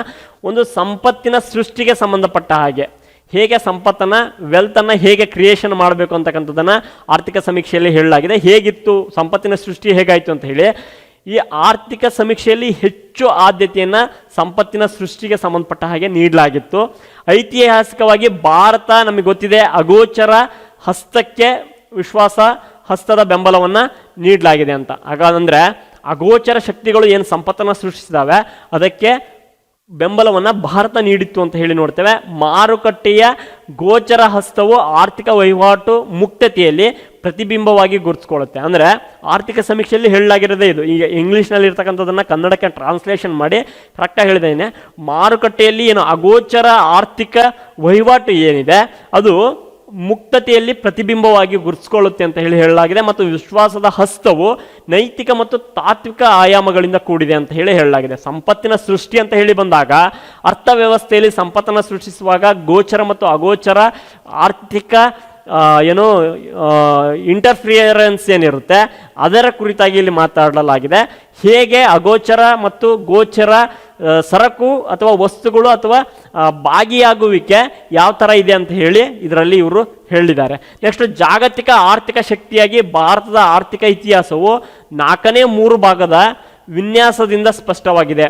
ಜಾಗತಿಕ ಆರ್ಥಿಕ ಶಕ್ತಿಯಾಗಿ ಭಾರತದ ಪಾತ್ರ 3/4 ಲೆಕ್ಕದಲ್ಲಿ 4ನೇ 3 ಭಾಗದಲ್ಲಿ ಸ್ಪಷ್ಟವಾಗಿ ಗುರುತಿಸ್ಕೊಳ್ಳುತ್ತೆ. 1991 ಆರ್ಥಿಕ ಸಾಂಪ್ರದಾಯಿಕ ಚಿಂತನೆಯಲ್ಲಿ ಅಂದರೆ 1991 ಹೊಸ ಆರ್ಥಿಕ ಸುಧಾರಣೆಗಳು ಅಂತ ಏನು ಮಾಡಿದ್ವಿ ಆ ಚಿಂತನೆಯಲ್ಲಿ ಪ್ರತಿಪಾದಿಸಲಾದಂತಹ ಆರ್ಥಿಕ ಚಿಂತನೆಯನ್ನು ಇವೇನು ಮಾಡಿದ್ದಾವೆ ಭಾರತದ ಆರ್ಥಿಕತೆ ಅಂತಕ್ಕಂಥದ್ದು ಬೆಂಬಲಿಸಿದೆ ಅಂತ ಹೇಳಲಾಗಿದೆ. ದೇಶದ GDP ಆಗಿರ್ಬೋದು, ತಲಾ ಆದಾಯ ಆಗಿರ್ಬೋದು, ಇವೆಲ್ಲವೂ ಏರಿಕೆ ಆಗ್ತಾ ಇರತಕ್ಕಂಥದ್ದು ಉದಾರೀಕರಣದ ನಂತರ ಏನಾಗಿದೆ ಅಂತಂದರೆ ಸೃಷ್ಟಿಯಾದಂತಹ ಸಂಪತ್ತಿನೊಂದಿಗೆ ಏನಾಗಿದ್ದಾವೆ ಇವೆಲ್ಲ ಸಂಘಟಿತವಾಗಿದ್ದಾವೆ. ಅಂದರೆ ಇಲ್ಲಿ ಏನು ಹೇಳ್ತಾ ಇದ್ದಾರೆ ಈ ಸಂಪತ್ತಿನ ಸೃಷ್ಟಿಗೆ ಅಂತಕ್ಕಂಥ ಕಾನ್ಸೆಪ್ಟ್ನಲ್ಲಿ ಏನು ಹೇಳ್ತಾ ಇದ್ದಾರೆ ಅಂದರೆ ಸಂಪತ್ತಿನ ಸೃಷ್ಟಿಯ ಜೊತೆಗೆ ಗೋಚರ ಅಗೋಚರಿತ ಸರಕಿನ ಮಾರುಕಟ್ಟೆ ಇರ್ತಕ್ಕಂಥದ್ದು ಮುಕ್ತತೆಯಿಂದ ಕೂಡಿದೆ. ಮತ್ತು ಇಲ್ಲಿ 1991 ನಂತರ ಏನೇನು ಬದಲಾವಣೆಗಳಾದವು ಈ ಎಲ್ಲ ಉದಾರೀಕರಣದ ಬದಲಾವಣೆಗಳು ಸಂಪತ್ತಿನ ಸೃಷ್ಟಿಯ ಜೊತೆಗೆ ನಿಕಟವಾದ ಸಂಬಂಧವನ್ನು ಹೊಂದಿ ಒಂದು ಸಂಘಟಿತ ರೂಪದಲ್ಲಿದ್ದಾವೆ ಅಂತ ಹೇಳಿ ಆರ್ಥಿಕ ಸಮೀಕ್ಷೆಯ ಕುರಿತಾಗಿ ಕ್ಲಿಯರ್ ಆಗಿ ಮಾಹಿತಿಯನ್ನು ಕೊಟ್ಟಿದ್ದಾರೆ. ಇಲ್ಲಿ ಇನ್ನೊಂದು ಏನಂತಂದ್ರೆ ಭಾರತದ ಆರ್ಥಿಕತೆಯನ್ನ 2023-24 ವೇಳೆಗೆ $5 ಟ್ರಿಲಿಯನ್ ಎಕಾನಮಿ ಮಾಡಬೇಕು ಅಂತ ಹೇಳಿ. ಈಗ ಭಾರತ 5ನೇ ಅತಿ ದೊಡ್ಡ ಆರ್ಥಿಕತೆ ಅಂತ ಹೇಳಿ ಗುರುತಿಸಿಕೊಂಡಿದೆ. ಈ ನಿಟ್ಟಿನಲ್ಲಿ ಭಾರತವನ್ನ 2023-24 ವೇಳೆಗೆ $5 ಟ್ರಿಲಿಯನ್ ಎಕಾನಮಿ ಮಾಡಬೇಕು ಅಂತಕ್ಕಂತಹ ಒಂದು ನಿಟ್ಟಿನಲ್ಲಿ ಆರ್ಥಿಕತೆಯನ್ನಾಗಿಸಲು ಶ್ರಮವನ್ನ ಹಾಕಲಾಗ್ತಿದೆ ಅಂತ ಹೇಳಿ ಆರ್ಥಿಕ ಸಮೀಕ್ಷೆಯಲ್ಲಿ ಮಾತನಾಡಿದ್ದಾರೆ. ಇದಕ್ಕಾಗಿ ಇವ್ರು ಏನ್ ಮಾಡಿದ್ದಾರೆ ಅಂತಂದ್ರೆ ವಾಣಿಜ್ಯ ಪರ ಚಿಂತನೆಗಳನ್ನ ಉತ್ತೇಜಿಸಿದ್ದಾರೆ, ನವೋದ್ಯಮಗಳಿಗೆ ಅವಕಾಶಗಳನ್ನು ನೀಡಿದ್ದಾರೆ. ಭಾರತ ಈಗ ಸ್ಟಾರ್ಟ್ಅಪ್ಗಳ ತವರಾಗಿದೆ ಅಂತ ಹೇಳಿ ಗುರುತಿಸಿಕೊಳ್ಳುತ್ತೆ. ಹಲವಾರು ವಿಭಿನ್ನ ಬಗೆಯ ಸ್ಟಾರ್ಟ್ಅಪ್ಗಳನ್ನ ಇಲ್ಲಿ ಆರಂಭ ಮಾಡಲಾಗ್ತಿದೆ. ಅದಾದ್ಮೇಲೆ ಬ್ಯಾಂಕಿಂಗ್ ವಲಯದಲ್ಲಿ ಸಮರ್ಥ ಮತ್ತು ಉನ್ನತೀಕರಣವನ್ನ ಮತ್ತೆ ದತ್ತಾಂಶ ಮತ್ತು ತಂತ್ರಜ್ಞಾನವನ್ನು ಬಳಸಿಕೊಂಡು ಆರ್ಥಿಕ ನೀತಿಗಳನ್ನು ಪಾರದರ್ಶಕವಾಗಿ ಮತ್ತು ಪರಿಣಾಮಕಾರಿಯಾಗಿ ಅನುಷ್ಠಾನಗೊಳಿಸಲಾಗುವುದು ಎಂದು ಆರ್ಥಿಕ ಸಮೀಕ್ಷೆಯಲ್ಲಿ ಹೇಳಲಾಗಿದೆ. ಅಂದ್ರೆ ಈಗ ನಾನು ಹೇಳಿದೆ 2023-24 ವೇಳೆಗೆ $5 ಟ್ರಿಲಿಯನ್ ಎಕಾನಮಿ ಮಾಡಬೇಕು ಅಂತಕ್ಕಂಥದ್ದು ಭಾರತದ ಗುರಿಯಾಗಿದೆ ಅಂತ ಹೇಳಿ. ಈ ಗುರಿಯನ್ನು ಸಾಧಿಸಬೇಕು ಅಂತಂದ್ರೆ ಒಂದಿಷ್ಟು ಸ್ಟಾರ್ಟ್ಅಪ್ಗಳಿಗೆ ಅವಕಾಶಗಳನ್ನು ನೀಡಬೇಕು, ವಾಣಿಜ್ಯ ನೀತಿಗಳನ್ನು ಪರಿಷ್ಕರಿಸಬೇಕು ಮತ್ತು ಉತ್ತೇಜಿಸಬೇಕು. ಅದಾದ್ಮೇಲೆ ಬ್ಯಾಂಕಿಂಗ್ ವಲಯವನ್ನು ಸಮರ್ಥವಾಗಿ ನಿರ್ವಹಿಸಬೇಕು. ಬ್ಯಾಂಕಿಂಗ್ ವಲಯವನ್ನು ಸಮರ್ಥವಾಗಿ ನಿರ್ವಹಿಸೋದು ಅಂತಂದ್ರೆ ನಾವು ಗಮನಿಸ್ತಾ ಇದ್ದೇವೆ, ಹಲವಾರು ಬ್ಯಾಂಕ್ಗಳನ್ನು ಮರ್ಜ್ ಮಾಡಲಾಗ್ತಿದೆ, ಬ್ಯಾಂಕ್ಗಳ ರಾಷ್ಟ್ರೀಕರಣವನ್ನು ಉತ್ತೇಜಿಸಲಾಗ್ತಿದೆ. ಮತ್ತೆ ಬ್ಯಾಂಕಿಂಗ್ನಲ್ಲಿ ತಂತ್ರಜ್ಞಾನವನ್ನು ಅಳವಡಿಸುವಂಥ ನಿಟ್ಟಿನಲ್ಲಿ AI ಅಂತ ಏನು ಕರಿತೇವೆ, ಆರ್ಟಿಫಿಷಿಯಲ್ ಇಂಟೆಲಿಜೆನ್ಸನ್ನು ಅಡಾಪ್ಟ್ ಮಾಡುವಂಥ ನಿಟ್ಟಿನಲ್ಲಿ ಕೆಲವೊಂದಿಷ್ಟು ಪ್ರಯತ್ನಗಳು ನಡೀತಾ ಇದೆ. ಕಾಗದ ರಹಿತ ವ್ಯವಹಾರಗಳನ್ನು ನಿರ್ವಹಿಸುವಂಥ ನಿಟ್ಟಿನಲ್ಲಿ ಏನು ಪೇಪರ್ಲೆಸ್ ಮನಿ ಟ್ರಾನ್ಸ್ಫರ್ ಅಂತ ಏನು ಕರಿತೀವಿ, ಆನ್ಲೈನ್ ಬ್ಯಾಂಕಿಂಗ್ ಅಂತ ಏನು ಕರಿತೀವಿ, ಇವೆಲ್ಲವನ್ನು ಪ್ರೋತ್ಸಾಹಿಸುವಂಥ ನಿಟ್ಟಿನಲ್ಲಿ ಒಂದಿಷ್ಟು ಕಾರ್ಯಗಳನ್ನು ಮಾಡಲಾಗ್ತಿದೆ ಅಂತ ಹೇಳಿ ಆರ್ಥಿಕ ಸಮೀಕ್ಷೆಯಲ್ಲಿ ಕ್ಲಿಯರ್ ಕಟ್ ಆಗಿ ಮಾಹಿತಿಯನ್ನು ಕೊಟ್ಟಿದ್ದಾರೆ ಸ್ನೇಹಿತರೆ. ಇವೆಲ್ಲ ಕೀ ಪಾಯಿಂಟ್ಸ್ಗಳು, ಇವುಗಳನ್ನು ಇಟ್ಕೊಂಡು ಒಂದಿಷ್ಟು ಅನಲಿಟಿಕಲ್ ಆಗಿ ನಾವು ಓದಬೇಕಾಗುತ್ತೆ. ಏನೇನು ಸುಧಾರಣೆಗಳನ್ನು ಇದಕ್ಕೆ ತಂದಿದ್ದಾರೆ ಅಂದರೆ ಸಂಪತ್ತಿನ ಸೃಷ್ಟಿಗೆ ಸಂಬಂಧಪಟ್ಟ ಹಾಗೆ ನೀವು ಇಲ್ಲಿ ಅಧ್ಯಯನ ಮಾಡಬೇಕಾಗಿರೋದೇನು ಅಂದರೆ ಸಂಪತ್ತಿನ ಸೃಷ್ಟಿಗೆ ಸಂಬಂಧಪಟ್ಟ ಹಾಗೆ ಸಂಪತ್ತಿನ ಏರಿಳಿತ ಹೇಗಿದೆ, ಮತ್ತು ಮುಂದೆ ತಂದಂತಹ ಕಾರ್ಯಕ್ರಮಗಳು ಏನು, ಯೋಜನೆಗಳು ಏನು, ಅವುಗಳ ಒಂದು ಸ್ಟ್ಯಾಟಿಸ್ಟಿಕ್ಸ್ ಯಾವ ಥರ ಇದೆ, ಮತ್ತು ಅವುಗಳ ಸಂಬಂಧ ಹಿಂದೆ ಏನೇನು ಕ್ವಶನ್ಸ್ಗಳನ್ನು ಕೇಳಲಾಗಿದೆ ಅವೆಲ್ಲವನ್ನು ಒಂದು ಸ್ವಲ್ಪ ನೀವು ವರ್ಕೌಟ್ ಮಾಡಬೇಕಾಗುತ್ತೆ. ಸೊ ನೆಕ್ಸ್ಟ್ ಬಂದಾಗ ಎರಡನೇ ಪಾಯಿಂಟ್ ಉದ್ಯಮಶೀಲತೆ ಮತ್ತು ಸಂಪತ್ತಿನ ಸೃಷ್ಟಿ ಅಂತ ಹೇಳಿ ನೋಡ್ತೇವೆ. ವಿಶ್ವ ಬ್ಯಾಂಕ್ ಒಂದು ಮಾಹಿತಿಯನ್ನು ನೀಡಿದೆ. ಆ ವಿಶ್ವ ಬ್ಯಾಂಕ್ನ ಮಾಹಿತಿಯನ್ನು ನಮ್ಮ ಆರ್ಥಿಕ ಸಮೀಕ್ಷೆಯಲ್ಲಿ ಪ್ರಕಟ ಮಾಡಲಾಗಿದೆ. ಭಾರತದಲ್ಲಿ ಉದ್ಯಮಶೀಲತೆ ಮತ್ತು ಸಂಪತ್ತಿನ ಸೃಷ್ಟಿ ಅಂತಕ್ಕಂಥದ್ದು ಕಾರ್ಯತಂತ್ರ ವರದಿ ಅಂತ ಹೇಳಿ ಒಂದು ವರದಿಯನ್ನು ನೀಡಲಾಗಿದೆ. ಇದರಲ್ಲಿ 3ನೇ ಸ್ಥಾನದಲ್ಲಿ ಭಾರತ ಗುರುತಿಸಿಕೊಳ್ಳುತ್ತೆ. ಇಡೀ ವಿಶ್ವದಲ್ಲಿ 3ನೇ ಸ್ಥಾನದಲ್ಲಿ ಭಾರತ ಗುರುತಿಸಿಕೊಳ್ಳುತ್ತೆ ಅಂತ ಹೇಳಿ ನೋಡ್ತೀವಿ. ದೇಶದಲ್ಲಿ 2014 ನಂತರ ನವೋದ್ಯಮಗಳ ಸೃಷ್ಟಿ ಗಣನೀಯವಾಗಿ ಹೆಚ್ಚಳ ಆಗಿದೆ ಅಂತ ಹೇಳಿ ಆರ್ಥಿಕ ಸಮೀಕ್ಷೆಯಲ್ಲಿ. ನವೋದ್ಯಮ ಅಂತಂದ್ರೆ ಹೊಸ ಹೊಸ ಉದ್ಯಮಗಳು ಅಂತಂದ್ರೆ ಯಾವುದಾದ್ರೂ ಉದ್ಯಮಗಳಾಗಿರ್ಬೋದು, ಇಂಥದ್ದೇ ಪರ್ಟಿಕ್ಯುಲರ್ ಆಗಿ ಒಂದು ಉದ್ಯಮ ಇಲ್ಲ, ಹಲವಾರು ಉದ್ಯಮಗಳು 2014 ನಂತರ ಭಾರತದಲ್ಲಿ ಗಣನೀಯವಾಗಿ ಹೆಚ್ಚಳ ಆಗಿದೆ ಅಂತ ಹೇಳಿ ನೋಡ್ತೇವೆ. ಔಪಚಾರಿಕ ವಲಯಗಳಲ್ಲಿ 2006-14 3.8 ಇದ್ದಂತಹ ಹೊಸ ಸಂಸ್ಥೆಗಳ ವಾರ್ಷಿಕ ವೃದ್ಧಿ ದರವು 2014-18 ಸಂದರ್ಭದಲ್ಲಿ 12.2 ಹೆಚ್ಚಳಗೊಂಡಿದೆ ಅಂತ ಹೇಳಿ ನೋಡ್ತೇವೆ. 2014 70,000 ಸಂಸ್ಥೆಗಳು 2018 ವೇಳೆಗೆ 1.2 ಲಕ್ಷಕ್ಕೆ ಹೆಚ್ಚಳಗೊಂಡಿದೆ ಅಂತ ಹೇಳಿ ಈ ಒಂದು ವರದಿಯಲ್ಲಿ ಮಾಹಿತಿಯನ್ನು ಕೊಟ್ಟಿದ್ದಾರೆ. ಅಂದರೆ ಸ್ನೇಹಿತರೆ, ಇಲ್ಲಿ ಉದ್ಯಮ ಮತ್ತು ಸಂಪತ್ತಿನ ಸೃಷ್ಟಿ ಅಂತ ನೋಡಿದಾಗ ಹೊಸ ಉದ್ಯಮಗಳಿಗೆ ಭಾರತ ಈಗ ತವರಾಗಿದೆ. 2006-14 ಅವಧಿಯಲ್ಲಿ ಕೇವಲ 3% ಒಂದು 3.8 ಹೊಸ ಉದ್ಯಮ ಸಂಸ್ಥೆಗಳ ಸ್ಥಾಪನೆಯ ದರ. ಬಟ್ 2014-18 ಸಂದರ್ಭದಲ್ಲಿ 12.2 ಹೆಚ್ಚಳ ಆಗಿದೆ ಅಂತ ಹೇಳಿ ನೋಡ್ತೀವಿ. ಹೊಸ ಉದ್ಯಮಗಳು ಆ ಸಂದರ್ಭದಲ್ಲಿ 2014 ಸಂದರ್ಭದಲ್ಲಿ 70,000 ಇದ್ವು. ಬಟ್ 2018 ವೇಳೆಗೆ ಅವುಗಳ ಪ್ರಮಾಣ 1.2 ಲಕ್ಷಕ್ಕೆ ಹೆಚ್ಚಳ ಆಗಿದೆ ಅಂತಕ್ಕಂಥದ್ದು ತುಂಬ ಖುಷಿ ಪಡುವಂತಹ ವಿಚಾರ. ಆರ್ಥಿಕ ಸಮೀಕ್ಷೆಯಲ್ಲಿ ಈ ಸ್ಟ್ಯಾಟಿಸ್ಟಿಕ್ಸ್ಗಳನ್ನು ಕರೆಕ್ಟಾಗಿ ಓದ್ಕೊಂಡಿರಿ. ನೆಕ್ಸ್ಟ್, ಭಾರತದಲ್ಲಿ ಉದ್ಯಮಶೀಲ ಚಟುವಟಿಕೆಯ ಚಾಲನಾ ಶಕ್ತಿ ದೇಶದ 500ಕ್ಕೂ ಹೆಚ್ಚು ನಗರಗಳಲ್ಲಿ ಪ್ರಾರಂಭಗೊಂಡಿದೆ ಅಂತ ಹೇಳಿ ಇಲ್ಲೊಂದು ಮಾಹಿತಿಯನ್ನು ಕೊಟ್ಟಿದ್ದಾರೆ. ಅಂದರೆ ಉದ್ಯಮಶೀಲ ಈಗ ಏನು ಭಾರತದಲ್ಲಿ ಬರ್ತಕ್ಕಂಥ ಒಂದು 500 ಪ್ರಮುಖ ನಗರಗಳು ಏನಿದ್ದಾವೆ, ಈ ಹೊಸ ಸ್ಟಾರ್ಟಪ್ಗಳಿಗೆ ಹೊಸ ಉದ್ಯಮಗಳನ್ನು ಸ್ಥಾಪಿಸುವಂಥ ನಿಟ್ಟಿನಲ್ಲಿ ತುಂಬ ಚಾಲನ ಶಕ್ತಿಯನ್ನು ನೀಡ್ತಕ್ಕಂಥ ಕಾರ್ಯಗಳಾಗಿ, ಅಂದರೆ ಅವುಗಳನ್ನು ಪ್ರಾರಂಭಿಸುವಂಥ ನಿಟ್ಟಿನಲ್ಲಿ ತುಂಬ ಕಾರ್ಯಪ್ರವೃತ್ತವಾದಂಥ ನಗರಗಳು ಅಂತ ಹೇಳಿ ಗುರುತಿಸ್ಕೊಂಡಿದ್ದಾವೆ ಅಂತ ಹೇಳಿ ನೋಡ್ತೀವಿ. ಮತ್ತು ಸೇವಾ ವಲಯಗಳಲ್ಲೂ ಕೂಡ ನವೋದ್ಯಮಗಳ ಸೃಷ್ಟಿಯು ಕೃಷಿ ಮತ್ತು ಮೂಲ ಸೌಕರ್ಯ ಕ್ಷೇತ್ರಕ್ಕಿಂತಲೂ ಅಧಿಕವಾಗಿದೆ ಅಂತ ಹೇಳಿ ಇಲ್ಲಿ ಮಾಹಿತಿಯನ್ನು ನೀಡಿದ್ದಾರೆ. ಕೃಷಿ ಮತ್ತು ಕೈಗಾರಿಕಾ ಕ್ಷೇತ್ರಗಳಿಗೆ ಹೋಲಿಸ್ಕೊಂಡ್ರೆ ಸೇವಾ ವಲಯಕ್ಕೆ ಸಂಬಂಧಪಟ್ಟಂಗೆ ಹೊಸ ಹೊಸ ಉದ್ಯಮಗಳನ್ನು ಹೆಚ್ಚು ಹೆಚ್ಚು ಸ್ಥಾಪಿಸಲಾಗ್ತಿದೆ ಅಂತ ಹೇಳಿ ಇಲ್ಲಿ ಮಾಹಿತಿಯನ್ನು ಇರ್ತಕ್ಕಂಥದ್ದು ತುಂಬ ಇಂಪಾರ್ಟೆಂಟ್ ಆಗಿರ್ತಕ್ಕಂಥದ್ದು. ನೆಕ್ಸ್ಟ್, ದೇಶದಲ್ಲಿ ಸಾಕ್ಷರತೆ ಪ್ರಮಾಣ 70%ಕ್ಕಿಂತಲೂ ಹೆಚ್ಚಾಗಿರುವುದು ಕೂಡ ಸ್ಪಷ್ಟ ಆಗ್ತಾ ಇದೆ.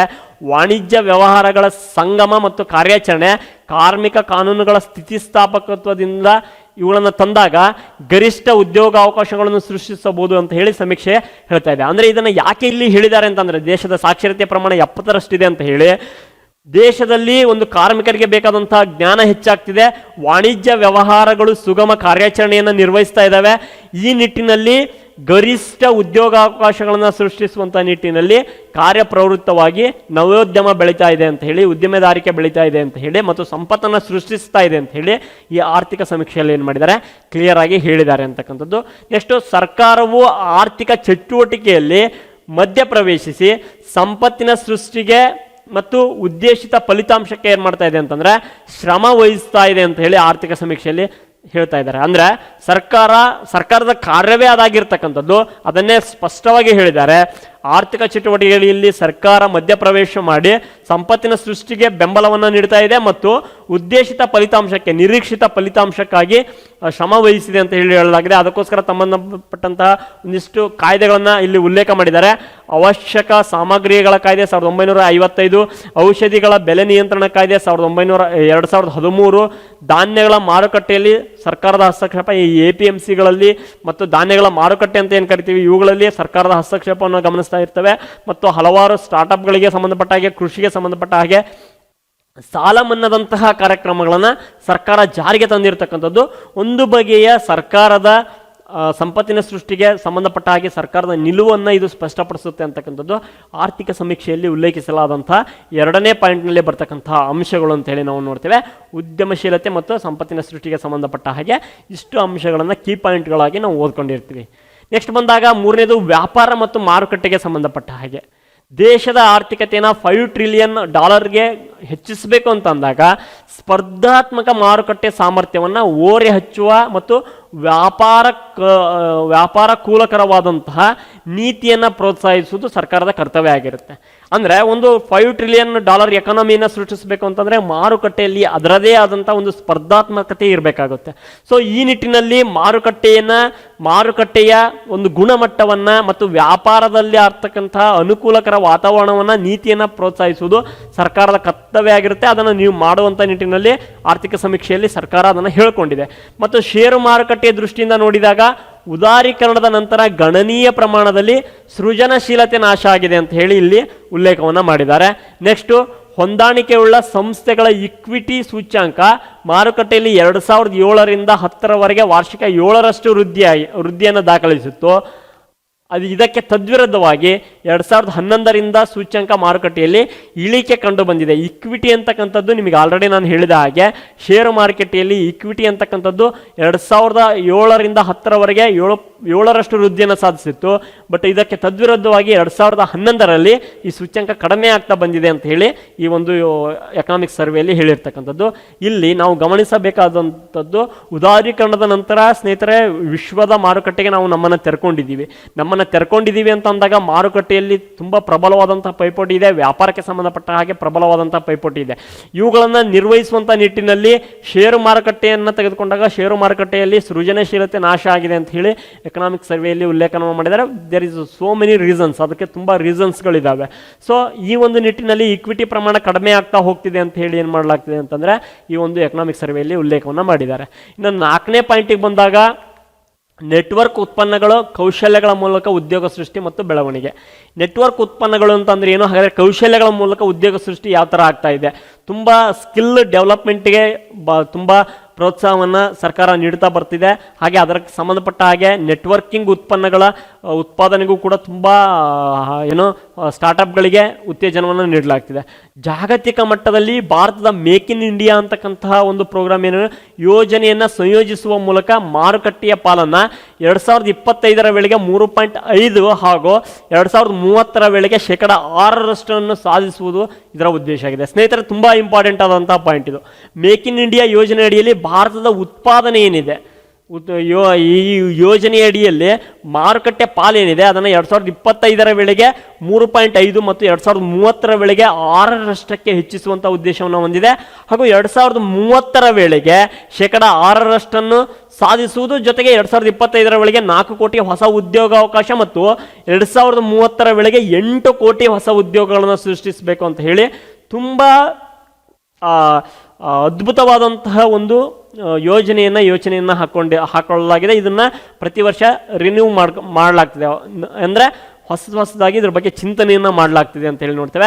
ನೆಟ್ವರ್ಕ್ ಉತ್ಪನ್ನಗಳ ರಫ್ತು ದೇಶದ ಆರ್ಥಿಕ ಅಗತ್ಯತೆಯ ಮೌಲ್ಯವರ್ಧನೆ 25% ಭಾಗದ ಹೆಚ್ಚಳವನ್ನು ಒದಗಿಸಲಿದೆ ಅಂತ ಹೇಳಿ ಈ ಆರ್ಥಿಕ ಸಮೀಕ್ಷೆಯಲ್ಲಿ ಮುನ್ನೋಟವನ್ನು ಹೇಳಲಾಗ್ತಿದೆ. ನೆಟ್ವರ್ಕಿಂಗ್ ಉತ್ಪನ್ನಗಳು ಅಂತ ಹೇಳಿ ಬಂದಾಗ ನಾವು ನೆಟ್ವರ್ಕಿಂಗ್ ಉತ್ಪನ್ನಗಳನ್ನು ತುಂಬ ನೋಡ್ತಿರ್ತೀವಿ. ಅಂದರೆ ಒಂದು ಜಿಲ್ಲೆ ಒಂದು ಉತ್ಪನ್ನ, ಈ ಥರದ ಒಂದಿಷ್ಟು ಚಿಂತನೆಗಳನ್ನು ನಾವು ನೋಡಿದಾಗ ಒಂದಿಷ್ಟು ಮಾರ್ಕೆಟಿಂಗಿಗೆ ಸಂಬಂಧಪಟ್ಟ ಹಾಗೆ ಉದ್ಯೋಗಾವಕಾಶಗಳನ್ನು ಸೃಷ್ಟಿಸುವಂಥ ನಿಟ್ಟಿನಲ್ಲಿ, ಕೌಶಲ್ಯಗಳನ್ನು ಸೃಷ್ಟಿಸುವಂಥ ನಿಟ್ಟಿನಲ್ಲಿ ಹೊಸ ಉತ್ಪನ್ನಗಳ ಉತ್ಪಾದನೆಗೆ ಪ್ರೋತ್ಸಾಹ ನೀಡುವಂತಹ ಒಂದಿಷ್ಟು ಉದ್ಯೋಗಾವಕಾಶಗಳನ್ನು ಸೃಷ್ಟಿಸುವಂಥ ಕಾರ್ಯ ಆಗಬೇಕು ಅಂತ ಹೇಳಿ ಆರ್ಥಿಕ ಸಮೀಕ್ಷೆಯಲ್ಲಿ ಏನು ಮಾಡಿದ್ದಾರೆ, ಚರ್ಚೆಯನ್ನು ಮಾಡಿದ್ದಾರೆ. ಭಾರತದ ರಫ್ತಿನಲ್ಲಿ ತಯಾರಿಕಾ ಉತ್ಪನ್ನಗಳು 13.4 ಮತ್ತು ಒಟ್ಟು ಸರಕುಗಳು 10.9% ಹೆಚ್ಚಾಗಿವೆ ಅಂತ ಹೇಳಲಾಗಿದೆ. ಹಾಗೆಯೇ ಆಮದು ಪ್ರಮಾಣ ತಯಾರಿಕಾ ಕ್ಷೇತ್ರದಲ್ಲಿ 12.7 ಮತ್ತು ಒಟ್ಟು ಸರಕುಗಳ ಆಮದು 8.6% ಹೆಚ್ಚಾಗಿದೆ ಅಂತ ಹೇಳಲಾಗಿದೆ. ಭಾರತ ತಯಾರಿಸಿದ ಉತ್ಪನ್ನಗಳ ವ್ಯಾಪಾರದ ಹೆಚ್ಚುವರಿಯು 0.7% ಮತ್ತು ಒಟ್ಟು ಸರಕುಗಳ ವಾರ್ಷಿಕ 2.3% ಹೆಚ್ಚಳವನ್ನು ಈ ಒಂದು ಆರ್ಥಿಕ ಸಮೀಕ್ಷೆಯಲ್ಲಿ ಕ್ಲಿಯರ್ ಆಗಿ ಅವರು ಮೆನ್ಷನ್ ಮಾಡಿ ಹೇಳಿದ್ದಾರೆ. ಅಂದರೆ ಯಾವ ಥರ ನಮ್ಮ ಆಮದು ಮತ್ತು ರಫ್ತಿಗೆ ಸಂಬಂಧಪಟ್ಟಾಗೆ ಹೆಚ್ಚಳ ಆಗಿದೆ, ಮೇಕ್ ಇನ್ ಇಂಡಿಯಾ ಪ್ರೋಗ್ರಾಮ್ ಯಾವ ಥರ ಇಂಪ್ಲಿಮೆಂಟೇಷನ್ ಆಗಿದೆ ಅಂತಕ್ಕಂಥದ್ದನ್ನು ಇಲ್ಲಿ ಏನು ಮಾಡಿದ್ದಾರೆ, ಕ್ಲಿಯರ್ ಆಗಿ ಚರ್ಚೆ ಮಾಡಿದ್ದಾರೆ. ನೆಕ್ಸ್ಟ್ 5ನೇ ಪಾಯಿಂಟ್, ಉದ್ಯಮ ಸ್ನೇಹಿ ವ್ಯವಸ್ಥೆ. ಉದ್ಯಮ ಸ್ನೇಹಿ ವ್ಯವಸ್ಥೆ ಅಂತಕ್ಕಂಥದ್ದು ಈಸ್ ಆಫ್ ಡೂಯಿಂಗ್ ಬಿಸ್ನೆಸ್ನಲ್ಲಿ ನಾವು ನೋಡ್ತಾ ಇರ್ತೀವಿ. ಇಂಡೆಕ್ಸ್ ಬರುತ್ತೆ, is of doing business index ಅಂತ ಹೇಳಿ. ಇವೆಲ್ಲವೂ ಒಂದು ದೇಶದಲ್ಲಿ ಯಾವ ಥರ ಬಿಸ್ನೆಸ್ಸನ್ನು ಮಾಡಬೇಕು, ಉದ್ಯಮವನ್ನು ಸ್ಥಾಪಿಸೋದಕ್ಕೆ ಯಾವ ಥರ ವ್ಯವಸ್ಥೆ ಇದೆ ಅಂತ ಹೇಳಿ ನೋಡ್ತೇವೆ. ಇದರಲ್ಲಿ ವಿಶ್ವ ಬ್ಯಾಂಕ್ ಪ್ರಕಟಪಡಿಸುವಂಥ ಉದ್ಯಮ ಸ್ನೇಹಿ ಸೂಚ್ಯಂಕದಲ್ಲಿ ಭಾರತ 2019ರಲ್ಲಿ 63ನೇ ಸ್ಥಾನಕ್ಕೆ ಏರಿಕೆ ಕಂಡಿದೆ. ತುಂಬ ಒಂದು ಒಳ್ಳೆಯ ಬೆಳವಣಿಗೆ. ಒಂದು 150 ದೇಶಗಳು ಬರ್ತವೆ. 2014ರಲ್ಲಿ 142ನೇ ಸ್ಥಾನದಲ್ಲಿತ್ತು. ಉದ್ಯಮ ಸ್ನೇಹಿ ಅಂತಂದರೆ ಆ ದೇಶದ ಅರ್ಥವ್ಯವಸ್ಥೆ ಉದ್ಯಮಗಳ ಸ್ಥಾಪನೆಗೆ ಯಾವ ಥರ ಪ್ರೋತ್ಸಾಹ ಕೊಡುತ್ತೆ ಅಂತಕ್ಕಂಥದ್ದನ್ನು ಇಲ್ಲೊಂದಿಷ್ಟು ಮಾನದಂಡಗಳನ್ನು ಇಟ್ಕೊಂಡು ಅಧ್ಯಯನವನ್ನು ಮಾಡಲಾಗುತ್ತೆ. ಈ ನಿಟ್ಟಿನಲ್ಲಿ ತುಂಬ ಹೆಲ್ಪ್ಫುಲ್ ಆಗ್ತಕ್ಕಂತಹ ಒಂದು ಇದು ಪಾಯಿಂಟ್ ಇದು. ಆರ್ಥಿಕ ಸಮೀಕ್ಷೆಯಲ್ಲಿ ಅಲ್ಲಿ ಮೆನ್ಷನ್ ಕೂಡ ಮಾಡಿದ್ದಾರೆ. ಉದ್ಯಮಗಳ ಜಾರಿ ಮುಂತಾದ ಕ್ಷೇತ್ರಗಳಲ್ಲಿ ಭಾರತ ಇನ್ನೂ ಹಿಂದುಳಿದಿದೆ ಅಂತಕ್ಕಂಥದ್ದು ಈ ಆರ್ಥಿಕ ಸಮೀಕ್ಷೆಯಲ್ಲಿ ಬರ್ತಕ್ಕಂಥ ವಿಚಾರ.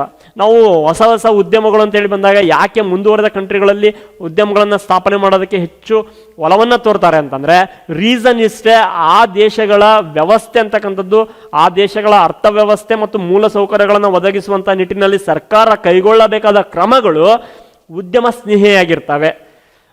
ಈ ನಿಟ್ಟಿನಲ್ಲಿ ಭಾರತ ತುಂಬ ಸುಧಾರಣೆಯತ್ತ ಸಾಗಿದೆ ಅಂತ ಹೇಳಿ ನೋಡ್ತೇವೆ. ಬೆಂಗಳೂರು ವಿಮಾನ ನಿಲ್ದಾಣದ ಮೂಲಕ ಎಲೆಕ್ಟ್ರಾನಿಕ್ಸ್ ಉತ್ಪನ್ನಗಳ ರಫ್ತು ಮತ್ತು ಆಮದುಗಳು ಭಾರತೀಯ ವ್ಯವಸ್ಥಾಪನಾ ಪ್ರಕ್ರಿಯೆಯನ್ನು ವಿಶ್ವ ದರ್ಜೆಯ ಮಟ್ಟಕ್ಕೆ ಏರಿಸಿವೆ. ಬೆಂಗಳೂರು ಹಲವಾರು ಸ್ಟಾರ್ಟಪ್ಗಳ ತವರು, ಉದ್ಯಾನ ನಗರಿ ಅಂತ ಹೇಳಿ ಗುರುತಿಸ್ಕೊಳ್ಳುತ್ತೆ, ಸ್ಟಾರ್ಟಪ್ಗಳ ನಗರಿ ಅಂತ ಹೇಳಿ ಗುರುತಿಸ್ಕೊಳ್ಳುತ್ತೆ. ರೀಸನ್ ಇಷ್ಟೇ, ಸಿಲಿಕಾನ್ ಸಿಟಿ ಯಾಕೆ ಆಗುತ್ತೆ ಅಂತಂದರೆ ಎಲೆಕ್ಟ್ರಾನಿಕ್ ಉತ್ಪನ್ನಗಳನ್ನು ಆಮದು ಮತ್ತು ರಫ್ತಿಗೆ ಸಂಬಂಧಪಟ್ಟ ಹಾಗೆ ಬೆಂಗಳೂರು ವಿಮಾನ ನಿಲ್ದಾಣ ತುಂಬ ಫೇಮಸ್ ಆಗಿರ್ತಕ್ಕಂಥದ್ದು ಮತ್ತು ಉದ್ಯಮ ಸ್ನೇಹಿ ಆಗಿರ್ತಕ್ಕಂಥದ್ದು. ಬೆಂಗಳೂರು ಯಾಕೆ ಇಡೀ ಭಾರತದಲ್ಲಿ ಮತ್ತು ಇಡೀ ವಿಶ್ವದಲ್ಲಿ ಒಂದು ಜಾಗತಿಕ ಮನ್ನಣೆಯನ್ನು ಪಡೆಯುತ್ತೆ ಅಂತಂದರೆ ಉದ್ಯಮ ಸ್ನೇಹಿ ಆಗಿರ್ತಕ್ಕಂಥದ್ದು, ಮೂಲ ಸೌಕರ್ಯಗಳನ್ನು ಒದಗಿಸುವಂಥ ನಿಟ್ಟಿನಲ್ಲಿ ಹೊಸ ಸ್ಟಾರ್ಟಪ್ಗಳಿಗೆ ಸಂಬಂಧಪಟ್ಟ ಹಾಗೆ ತುಂಬ ಬ್ಯೂಟಿಫುಲ್ ಆದಂಥ ನಗರ ಅಂತ ಹೇಳಿ ಗುರುತಿಸ್ಕೊಳ್ಳುತ್ತೆ ಅಂತ ಹೇಳಿ ಎಕನಾಮಿಕ್ ಸರ್ವೆಯಲ್ಲಿ ಹೇಳಿದ್ದಾರೆ.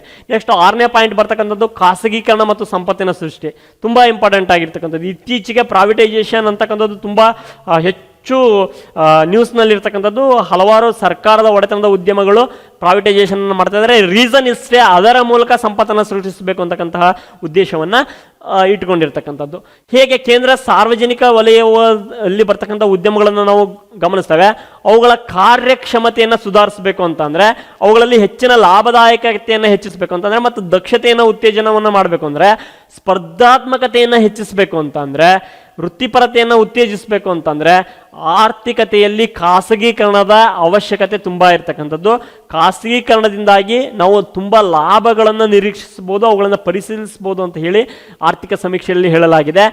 HPCLನಲ್ಲಿ ಏನು ಹಿಂದೂಸ್ತಾನ್ ಪೆಟ್ರೋಲಿಯಂ ಕಾರ್ಪೊರೇಷನ್ ಲಿಮಿಟೆಡ್ ಅಂತ ಹೇಳಿ ಕರಿತೇವೆ, ಸರ್ಕಾರವು 53.29% ಕಾರ್ಯತಂತ್ರ ಹೂಡಿಕೆ ಮಾಡೋದರಿಂದ ರಾಷ್ಟ್ರೀಯ ಸಂಪತ್ತಿನಲ್ಲಿ 33,000 ಕೋಟಿ ರು ಹೆಚ್ಚಳ ಆಗ್ತಿದೆ ಅಂತ ಹೇಳಿ ಇಲ್ಲಿ ಏನು ಮಾಡಿದ್ದಾರೆ, ಆರ್ಥಿಕ ಸಮೀಕ್ಷೆಯಲ್ಲಿ ಉಲ್ಲೇಖವನ್ನು ಮಾಡಿದ್ದಾರೆ.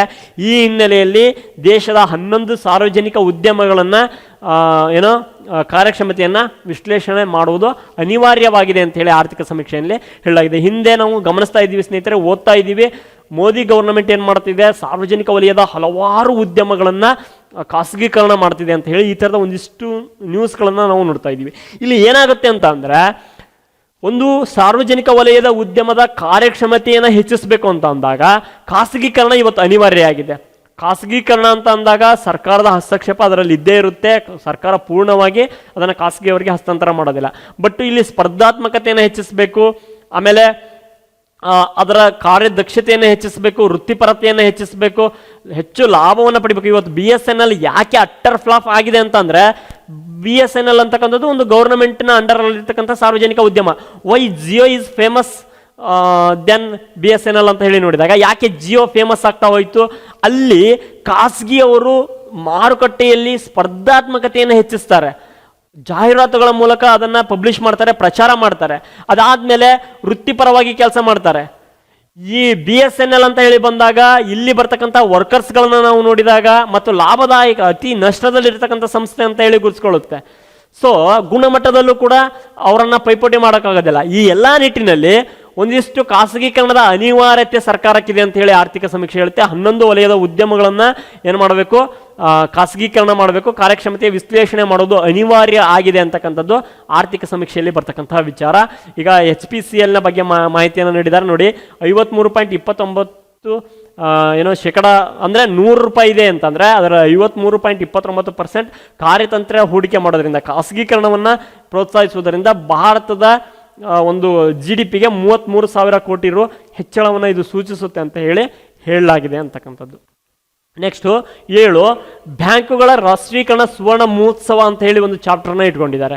ಈಗ 2019 ಕೇಂದ್ರ ಹಣಕಾಸು ಸಚಿವಾಲಯ ಪ್ರಕಟಪಡಿಸಿದಂಥ ಸಮೀಕ್ಷೆಯಲ್ಲಿ ಬ್ಯಾಂಕ್ ರಾಷ್ಟ್ರೀಕರಣದ ಸುವರ್ಣ ಮಹೋತ್ಸವ ವರ್ಷ ಅಂತ ಹೇಳಿ ಇದನ್ನು ಕರೆಯಲಾಗಿದೆ 2019. ವೈ 1969 ಜುಲೈ 19ನೇ ತಾರೀಕು ಇಂದಿರಾ ಗಾಂಧಿಯವರು 14 ವಾಣಿಜ್ಯ ಬ್ಯಾಂಕುಗಳನ್ನು ರಾಷ್ಟ್ರೀಕರಣ ಮಾಡಿದರು ಅಂತ ಹೇಳಿ ನಿಮಗೆ ಬ್ಯಾಂಕಿಂಗ್ ಪಾಠ ಮಾಡುವಾಗ ನಾನು ಹೇಳಿದ್ದೇನೆ.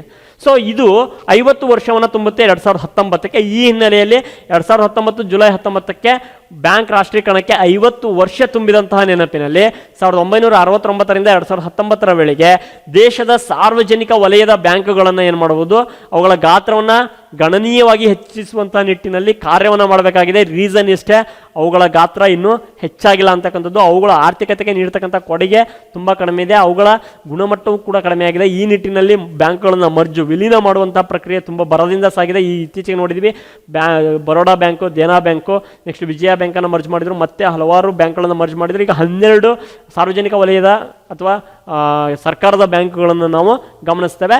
ವೈ ನಾವು ಯಾಕೆ ಖಾಸಗಿ ವಲಯದ ಬ್ಯಾಂಕುಗಳಿಗೆ ಪೈಪೋಟಿಯನ್ನು ನೀಡೋಕ್ಕಾಗ್ತಿಲ್ಲ ಅಂತಂದರೆ ರೀಸನ್ ಇಷ್ಟೇ, ನಾನು ಹಿಂದೆ ಹೇಳಿದ ಹಾಗೆ ಇಲ್ಲಿ ವೃತ್ತಿಪರತೆಯ ಸಮಸ್ಯೆ ಕಂಡುಬರುತ್ತೆ. ಇನ್ನೂ ಪೈಪೋಟಿ ನೀಡ್ತಕ್ಕಂಥ ನಿಟ್ಟಿನಲ್ಲಿ ಸಾರ್ವಜನಿಕ ವಲಯದ ಬ್ಯಾಂಕುಗಳು ಇನ್ನೂ ತುಂಬ, ಅಂದರೆ ಸಾರ್ವಜನಿಕ ವಲಯದ ಬ್ಯಾಂಕುಗಳು ಅಂದರೆ ಅರ್ಥ ಮಾಡ್ಕೊಳ್ರಿ ಸರ್ಕಾರದ ಬ್ಯಾಂಕುಗಳು ಅಷ್ಟೇ, ಅವುಗಳನ್ನು ತುಂಬ ಟ್ರಾನ್ಸ್ಪರೆಂಟ್ ಆಗಿ ಮತ್ತು ತುಂಬ ಸ್ಪೀಡನ್ನು ಹೊಂದಿ ಕಾರ್ಯನಿರ್ವಹಿಸುವಂಥ ನಿಟ್ಟಿನಲ್ಲಿ ಇವುಗಳನ್ನು ಉತ್ತೇಜಿಸುವಂಥ ನಿಟ್ಟಿನಲ್ಲಿ ಆರ್ಥಿಕ ಸಮೀಕ್ಷೆಯಲ್ಲಿ ಉಲ್ಲೇಖಗಳನ್ನು ನಾವು ಗಮನಿಸ್ತೇವೆ. ಮತ್ತು ಭಾರತದ ಬ್ಯಾಂಕುಗಳನ್ನು ನಾವು ನೋಡಿದಾಗ ಜಾಗತಿಕವಾಗಿ ಅಗ್ರ 100 ಬ್ಯಾಂಕ್ಗಳಲ್ಲಿ ಭಾರತದ SBI state bank of India ಮಾತ್ರ ಸೇರ್ಪಡೆಯಾಗಿದೆ. ನಾವು ಇಡೀ ವಿಶ್ವದಲ್ಲಿ 100 ಬ್ಯಾಂಕುಗಳ ಪಟ್ಟಿಯಲ್ಲಿ ಭಾರತದ SBI ಒಂದೇ ಮಾತ್ರ ಇರೋದು. ಇನ್ನು 12 ಬ್ಯಾಂಕುಗಳು ಕೂಡ ಆ ನಿಟ್ಟಿನಲ್ಲಿ ತುಂಬ ಕಾರ್ಯಕ್ಷಮತೆಯನ್ನು ಹೊಂದಬೇಕಾಗಿದೆ ಅಂತ ಹೇಳಲಾಗಿದೆ. ಈ ಸೂಚ್ಯಾಂಕದಲ್ಲಿ ಏನು ಸ್ಥಾನ ಪಡೆಯುವಲ್ಲಿ PSB ಅಂತಂದರೆ ಪಬ್ಲಿಕ್ ಸೆಕ್ಟರ್ ಬ್ಯಾಂಕ್ಗಳು ಅಸಮರ್ಥವಾಗಿದೆ ಅಂತ ಹೇಳಿ ಆರ್ಥಿಕ ಸಮೀಕ್ಷೆಯಲ್ಲಿ ಹೇಳಲಾಗಿದೆ. 2019ರಲ್ಲಿ ಸಾರ್ವಜನಿಕ ವಲಯದ ಬ್ಯಾಂಕುಗಳಲ್ಲಿ ಪ್ರತಿ ರೂಪಾಯಿ ಹೂಡಿಕೆ ಅಂದರೆ ₹1 ಇದೆ ಅಂತಂದರೆ ಅದರಲ್ಲಿ 23 ಪೈಸೆ ನಷ್ಟ ಆಗ್ತಿದೆ ಅಂತ ಹೇಳಿ ಈ ಒಂದು ಸಮೀಕ್ಷೆಯಲ್ಲಿ ಹೇಳಾಗೆ ತುಂಬ ಇಂಪಾರ್ಟೆಂಟ್ ಪಾಯಿಂಟ್ ಸ್ನೇಹಿತರೆ. ಇವೆಲ್ಲವನ್ನು ಕೂಡ ನಿಮಗೆ ಕ್ವಶನ್ ಮಾಡುವಂಥ ಚಾನ್ಸಸ್ಗಳು ಇರ್ತವೆ. ಸಾರ್ವಜನಿಕ ವಲಯಗಳ ಬ್ಯಾಂಕುಗಳಿಗೆ ವಸೂಲಿಯಾಗದ ಸಾಲಗಳ ಪ್ರಮಾಣ ಹೆಚ್ಚಾಗಿದೆ ಮತ್ತು ಈ ಫ್ರಾಡ್ನೆಸ್ ತುಂಬ ನಡೀತಿದೆ. ಇದರಿಂದ ಬ್ಯಾಂಕ್ನಿಂದ ಸಾಲ ಪಡ್ಕೊಂಡು ವಿದೇಶಗಳಲ್ಲಿ ತಲೆಮರೆಸಿಕೊಳ್ಳುವವರ ಪ್ರಮಾಣ ಹೆಚ್ಚಾಗಿದೆ ಅಂತ ಹೇಳಿ ನಾವು ಗಮನಿಸ್ತೇವೆ. ಸಾಲ ಪಡೆದವರ ಹಿನ್ನೆಲೆ ಮತ್ತು ನಿಖರವಾದಂತಹ ಮಾಹಿತಿಯ ಕೊರತೆಯನ್ನು ಏನು ಮಾಡಲಾಗ್ತಿದೆ ಅಂತಂದರೆ ಎದುರಿಸಲಾಗ್ತಿದೆ. ಸೊ ಈ ನಿಟ್ಟಿನಲ್ಲಿ ಏನು ಆರ್ಥಿಕ ಸಮೀಕ್ಷೆಯಲ್ಲಿ ಏನು ಪರಿಹಾರ ಉಪಾಯಗಳನ್ನು ನೀಡಲಾಗಿದೆ ಅಂತಂದರೆ ಇಲ್ಲಿ ಅವರ ಹಿನ್ನೆಲೆ ಮತ್ತು ಸಾಲ ಪಡೆಯುವವರ ಹಿನ್ನೆಲೆ ಮತ್ತು ಮಾಹಿತಿಯನ್ನು ನಿಖರವಾಗಿ ಖಚಿತಪಡಿಸಬೇಕು. ಸಾಲ ನಿರ್ಧಾರಗಳಲ್ಲಿ ಕೃತಕ ಬುದ್ಧಿಮತ್ತೆಯನ್ನು ಉಪಯೋಗಿಸಬೇಕು. ಯಂತ್ರ ಕಲಿಕೆಯಂತಹ ತಂತ್ರಜ್ಞಾನ ಬಳಸುವುದು. GSTN ಪ್ರಕಾರ ಘಟಕವನ್ನು ರಚಿಸಬೇಕು. GSTN ಅಂತ ಏನು ಕರಿತೀವಿ, goods and service tax network ಅಂತ ಏನು ಕರಿತೀವಿ. ಈ ಪ್ರಕಾರ ಏನು ಮಾಡಬೇಕು, ಒಂದು ಜಾಲವನ್ನು ರಚಿಸಬೇಕು, ಒಂದು ಘಟಕವನ್ನು ರಚಿಸಬೇಕು ಅಂತ ಹೇಳಿ ವಸೂಲಾಗದ ಸಾಲಗಳಿಗೆ ಸಂಬಂಧಪಟ್ಟ ಹಾಗೆ ಬ್ಯಾಂಕಿಂಗಿಗೆ ಸಂಬಂಧಪಟ್ಟ ಹಾಗೆ GSTN ಯಾವ ಥರ ಇದೆ ಅದೇ ಥರ ಒಂದು ನೆಟ್ವರ್ಕಿಂಗ್ ಒಂದು ಜಾಲವನ್ನು ಒಂದು ಘಟಕವನ್ನು PSBಗೆ ಸಂಬಂಧಪಟ್ಟ ಹಾಗೆ ಸೃಷ್ಟಿಸಬೇಕು ಅಂತಕ್ಕಂಥ ವಿಚಾರವನ್ನು ಈ ಒಂದು ಆರ್ಥಿಕ ಸಮೀಕ್ಷೆಯಲ್ಲಿ ಕ್ಲಿಯರ್ ಆಗಿ ಅವ್ರು ಮಾತಾಡ್ತಾ ಹೋಗಿದ್ದಾರೆ. ಇನ್ನು ಬ್ಯಾಂಕೇತರ ಹಣಕಾಸು ಕಂಪನಿಗಳು ಅಂತ ಏನು ಕರಿತೇವೆ ಅವುಗಳಲ್ಲಿ ಆರ್ಥಿಕತೆಯ ದುರ್ಬಲತೆ, ಆರ್ಥಿಕವಾಗಿ ಅವುಗಳು ದುರ್ಬಲ ಆಗಿರುವುದು, ದೇಶದ ಆರ್ಥಿಕ ಬಿಕ್ಕಟ್ಟಿನ ಪರಿಶೀಲನೆಗಾಗಿ ಬ್ಯಾಂಕೇತರ ಹಣಕಾಸು ಸಂಸ್ಥೆಗಳೇನಿದ್ದಾವೆ ಅವುಗಳ ಆರ್ಥಿಕ ದುರ್ಬಲತೆಯ ಕಾರಣಗಳನ್ನು ತನಿಖೆ ಮಾಡಬೇಕಾಗಿದೆ. ಅವುಗಳು ಮತ್ತು ದೊಡ್ಡ ಮಟ್ಟದ ದೊಡ್ಡ ಚಿಲ್ಲರೆ ವ್ಯಾಪಾರಗಳು ಅಂತ ಏನು ಕರಿತೇವೆ ಮತ್ತು ಬ್ಯಾಂಕೇತರ ಹಣಕಾಸು ಸಂಸ್ಥೆಗಳ ಉತ್ತಮ ಬೆಳವಣಿಗೆ ಹೊಂದಿದ್ದರೂ ಕೂಡ ಅವು ಮಧ್ಯಮ ಗಾತ್ರದಲ್ಲಿ ಬೆಳವಣಿಗೆಯನ್ನು ಹೊಂದಿದ್ದಾವೆ ಅಂತ ಹೇಳಿ ಈ ಆರ್ಥಿಕ ಸಮೀಕ್ಷೆಯಲ್ಲಿ ಗಮನಿಸ್ತೇವೆ. 2014-19 ಅವಧಿಯಲ್ಲಿ ಸಂಪೂರ್ಣ ಅವಧಿಗೆ ಇವುಗಳ ಒಂದು ಕೊಡುಗೆ ಏನಾಗಿದೆ ಅಂತಂದರೆ ಇಳಿಮುಖ ಆಗಿದೆ ಅಂತಕ್ಕಂಥದ್ದು ತುಂಬ ಇಂಪಾರ್ಟೆಂಟ್ ಆಗುತ್ತೆ. ಮತ್ತು ಇಕ್ವಿಟಿ ಮಾರುಕಟ್ಟೆಗಳಲ್ಲಿ ಕುಸಿತ ಆಗಿರ್ತಕ್ಕಂಥದ್ದು, ಲಿಕ್ವಿಡಿಟಿ ಸಮಸ್ಯೆಗಳು ಹಣಕಾಸು ದುರ್ಬಲತೆಗೆ ಕಾರಣವಾಗಿದೆ. ಲಿಕ್ವಿಡಿಟಿ ಮತ್ತು ಇಕ್ವಿಟಿ ಮಾರುಕಟ್ಟೆಗಳು ಅಂತ ಏನು ನಿಮಗೆ ಪಾಠ ಮಾಡುವಾಗ ಮಾರುಕಟ್ಟೆ ಪಾಠ ಮಾಡುವಾಗ ಹೇಳಿದ್ದೀನಿ, ಇವು ಒಂದು ಸ್ವಲ್ಪ ಇಂಪಾರ್ಟೆಂಟ್ ಆಗ್ತವೆ. ಇವುಗಳಲ್ಲಿ ಏರಿಳಿತ ಆಗಿರೋದನ್ನು ನಾವು ಗಮನಿಸ್ಬೋದು. ಇದು ಬ್ಯಾಂಕ್ ರಾಷ್ಟ್ರೀಕರಣದ ಸುವರ್ಣ ಮಹೋತ್ಸವದ ಸಂದರ್ಭದಲ್ಲಿ ನಾವು ಅಧ್ಯಯನ ಮಾಡಬೇಕಾದಂಥ ವಿಚಾರ. ಇನ್ನು 8 ತಾಲಿನಾಮಿಕ್ಸ್ ಅಂತಕ್ಕಂಥದ್ದು ತುಂಬ ಇಂಪಾರ್ಟೆಂಟ್. ತಾಲಿನಾಮಿಕ್ಸ್ ಅಂತ ಹೇಳಿ ಏನಿದು ತಾಲಿನಾಮಿಕ್ಸ್ ಅಂತಕ್ಕಂಥದ್ದು ತುಂಬ ನ್ಯೂಸ್ನಲ್ಲಿ ಇರ್ತಕ್ಕಂಥದ್ದು. ಇದರ ಬಗ್ಗೆ ಏನಾದರೂ ಒಂದು ಕ್ವಶನ್ ನಿಮಗೆ ಇದ್ದೇ ಇರುತ್ತೆ. ಭಾರತ ದೇಶದಂತಹ ಒಂದು ದೇಶದಲ್ಲಿ ಸಾಮಾನ್ಯ ವ್ಯಕ್ತಿ ಸರಾಸರಿ ಊಟಕ್ಕೆ ಎಷ್ಟು ಪಾವತಿ ಮಾಡ್ತಾನೆ, ಒಂದು ವರ್ಷಕ್ಕೆ ಎಷ್ಟು ಪಾವತಿ ಮಾಡ್ತಾನೆ ಅಂತಕ್ಕಂಥದ್ದನ್ನು ಪ್ರಮಾಣೀಕರಿಸುವಂಥ ಒಂದು ಪ್ರಯತ್ನವನ್ನೇ ತಾಲಿನಾಮಿಕ್ಸ್ ಅಂತ ಹೇಳಿ ಕರಿತೀವಿ. ತಾಲಿ ಅಂತಂದರೆ ನಾವು ಗಮನಿಸ್ತಾ ಇರ್ತೀವಿ ಊಟ ಮಾಡುವಂಥ ತಟ್ಟೆ ಅಂತ ಹೇಳಿ ಈ ಥರದ ಗಮನಿಸ್ತಾ ಇರ್ತೀವಿ. 2015-16ರಿಂದ ಊಟದ ಬೆಲೆಗಳಲ್ಲಿ ವ್ಯತ್ಯಾಸಗಳು ಗತಿಶೀಲ ಬದಲಾವಣೆಯನ್ನು ಹೊಂದಿದ್ದಾವೆ ಅಂತೇಳಿ ನೋಡ್ತೀವಿ. 2015-16 ಅವಧಿಯಲ್ಲಿ ಕುಟುಂಬವು ಊಟದ ವಿಷಯದಲ್ಲಿ ವಾರ್ಷಿಕವಾಗಿ 11,000 ರು ಖರ್ಚನ್ನು ಮಾಡಲಾಗ್ತಿತ್ತು. ಒಂದು ಸಾಮಾನ್ಯ ಕುಟುಂಬ ಅಂತ ಹೇಳಿ ನೋಡಿದಾಗ ಸ್ನೇಹಿತರೆ ಇಲ್ಲಿ ಏನು ಪಾಯಿಂಟ್ಗಳನ್ನು ನೀಡಿದ್ದೀನಿ ತಾಲಿನಾಮಿಕ್ಸ್ಗೆ ಸಂಬಂಧಪಟ್ಟ ಹಾಗೆ ತುಂಬ ಇಂಪಾರ್ಟೆಂಟ್ ಆದಂಥ ಪಾಯಿಂಟ್ಗಳು ಇವು. ನಿಮ್ಮ ಎಕ್ಸಾಮ್ಗಳಲ್ಲಿ ಪಕ್ಕ ಒಂದು ಕ್ವಶನ್ಸ್ಗಳು ಇದ್ರ ಬಗ್ಗೆ ಫ್ರೇಮ್ ಆಗೇ ಆಗುತ್ತೆ. 2015-16 ಅವಧಿಯಲ್ಲಿ ಒಂದು ಕುಟುಂಬ ವಾರ್ಷಿಕವಾಗಿ 11,000 ಖರ್ಚು ಮಾಡ್ತಾ ಇತ್ತು. ಒಂದು ವರ್ಷಕ್ಕೆ ಊಟಕ್ಕಾಗಿಯೇ 11,000 ಖರ್ಚು ಮಾಡ್ತಾ ಇತ್ತು. ಮಾಂಸಾಹಾರಿ ಕುಟುಂಬಗಳು, ಸಸ್ಯಾಹಾರಿ ಕುಟುಂಬಗಳು 11,000 ಖರ್ಚು ಮಾಡಿದರೆ ಮಾಂಸಾಹಾರಿ ಕುಟುಂಬಗಳು 12,000 ಖರ್ಚು ಮಾಡ್ತಾ ಇತ್ತು. ಸರ್ ಏನು ಸರ್ ಇದು ಇಷ್ಟೇನಾ ಅಂತಂದರೆ ನಾನು ಹೇಳ್ತಾ ಇರೋದಲ್ಲ, ಇದು ಎಕನಾಮಿಕ್ ಸರ್ವೆಯಲ್ಲಿ ಅವ್ರು ಹೇಳ್ತಾ ಇರ್ತಕ್ಕಂಥ ಅಂಶ ಮತ್ತು ಸರಾಸರಿ ಅಂತ ಹೇಳಿಕೊಟ್ಟಿದ್ದಾರೆ. ಸ್ನೇಹಿತರೆ ಒಂದು ಊಟಕ್ಕೆ 12,000 ಖರ್ಚು ಮಾಡುವಂಥ ಕುಟುಂಬಗಳನ್ನು ನೋಡ್ತೇವೆ ನಾವು ನಮ್ಮ ದೇಶದಲ್ಲಿ. ಒಂದು ಊಟಕ್ಕೆ 12 ರೂಪಾಯಿ ಖರ್ಚು ಮಾಡುವಂಥ ಕುಟುಂಬಗಳನ್ನು ನೋಡ್ತೇವೆ. ಇವರೆಲ್ಲರನ್ನೂ ಸರಾಸರಿಯಾಗಿ ಇಟ್ಟುಕೊಂಡು ಇವರು ಮಾಹಿತಿಯನ್ನು ನೀಡಿದ್ದಾರೆ. ಈ ನಿಟ್ಟಿನಲ್ಲಿ ನಾವು ಗಮನಿಸಬೇಕಾಗಿರ್ತಕ್ಕಂಥದ್ದು ನಿಮಗೆ ಕ್ವಶನ್ ಯಾವ ಥರ ಬರ್ಬೋದು ಅಂತಂದರೆ ತಾಲಿನಾಮಿಕ್ಸ್ ಪ್ರಕಾರ ಒಂದು ವರ್ಷಕ್ಕೆ ಒಂದು ಊಟಕ್ಕೆ ಖರ್ಚು ಮಾಡುವಂತಹ ವಾರ್ಷಿಕ ಹಣ ಎಷ್ಟು ಅಂತ ಕೇಳಿದರೆ 11,000 ಸಸ್ಯಾಹಾರಕ್ಕೆ, 15,000 ಮಾಂಸಾಹಾರಕ್ಕೆ ಅಂತ ಹೇಳಿ ಗಮನಿಸ್ತೇವೆ. ಇನ್ನು 9ನೇ ಪಾಯಿಂಟು ವೆರಿ ಇಂಪಾರ್ಟೆಂಟ್ ಆದಂತಹ ಪಾಯಿಂಟು 2019-20 ಆರ್ಥಿಕ ವರ್ಷದ ದೇಶದ ಆರ್ಥಿಕತೆಯ ಸಾಧನೆ ಹೇಗಿದೆ ಅಂತಕ್ಕಂಥದ್ದನ್ನು ಒಂದು ಪಾಯಿಂಟ್ನಲ್ಲಿ ನೀಡಲಾಗಿದೆ. ಕೃಷಿ ಮತ್ತು ಕೃಷಿ ಸಂಬಂಧಿಸಿದ ಚಟುವಟಿಕೆಗಳು, ಸಾರ್ವಜನಿಕ ಆಡಳಿತ, ರಕ್ಷಣೆ, ಇತರ ಸೇವೆಗಳ ಬೆಳವಣಿಗೆ 2018-19 ಅವಧಿಗೆ ಹೋಲಿಸಿದಲ್ಲಿ ಈಗೇನಾಗಿದೆ ಅಂತಂದರೆ ಹೆಚ್ಚಾಗಿದೆ ಅಂತ ಹೇಳಿ ನೀಡಿದ್ದಾರೆ. ಈ ಬೆಳವಣಿಗೆಗಳು 2019-19 ಹೋಲಿಸಿದಾಗ ಹೆಚ್ಚಾಗಿದೆ. ಹೇಗೆ ಹೆಚ್ಚಾಗಿದೆ ಅಂತಂದರೆ, ಚಾಲ್ತಿ ಖಾತೆಯ ಕೊರತೆಯು 2019-20ರಲ್ಲಿ GDPಯ 1.5% ಇಳಿಕೆಯಾಗಿದೆ ಅಂತಕ್ಕಂಥದ್ದು. ಯಾವಾಗ ಚಾಲ್ತಿ ಖಾತೆಯ ಕೊರತೆ ಇಳಿಮುಖವಾಗಿದೆ, GDPಯಲ್ಲಿ ನಾವು ಬೆಳವಣಿಗೆಯನ್ನು ಗಮನಿಸ್ತೇವೆ. ಮತ್ತು ಕಳೆದ ವರ್ಷದಲ್ಲಿ 2.1ರಷ್ಟಿತ್ತು ಅಂತ ಹೇಳಿ ಇದನ್ನು ನಾವು ಅಲ್ಲಿ ಹೋಲಿಕೆಯನ್ನು ಮಾಡಿ ಮಾಹಿತಿಯನ್ನು ಕೊಟ್ಟಿದ್ದಾರೆ. ಆಹಾರದ ಹಣದುಬ್ಬರವು 2019 ಡಿಸೆಂಬರ್ ವೇಳೆಗೆ 7.35ಕ್ಕೆ ಹೆಚ್ಚಾಗಿದೆ.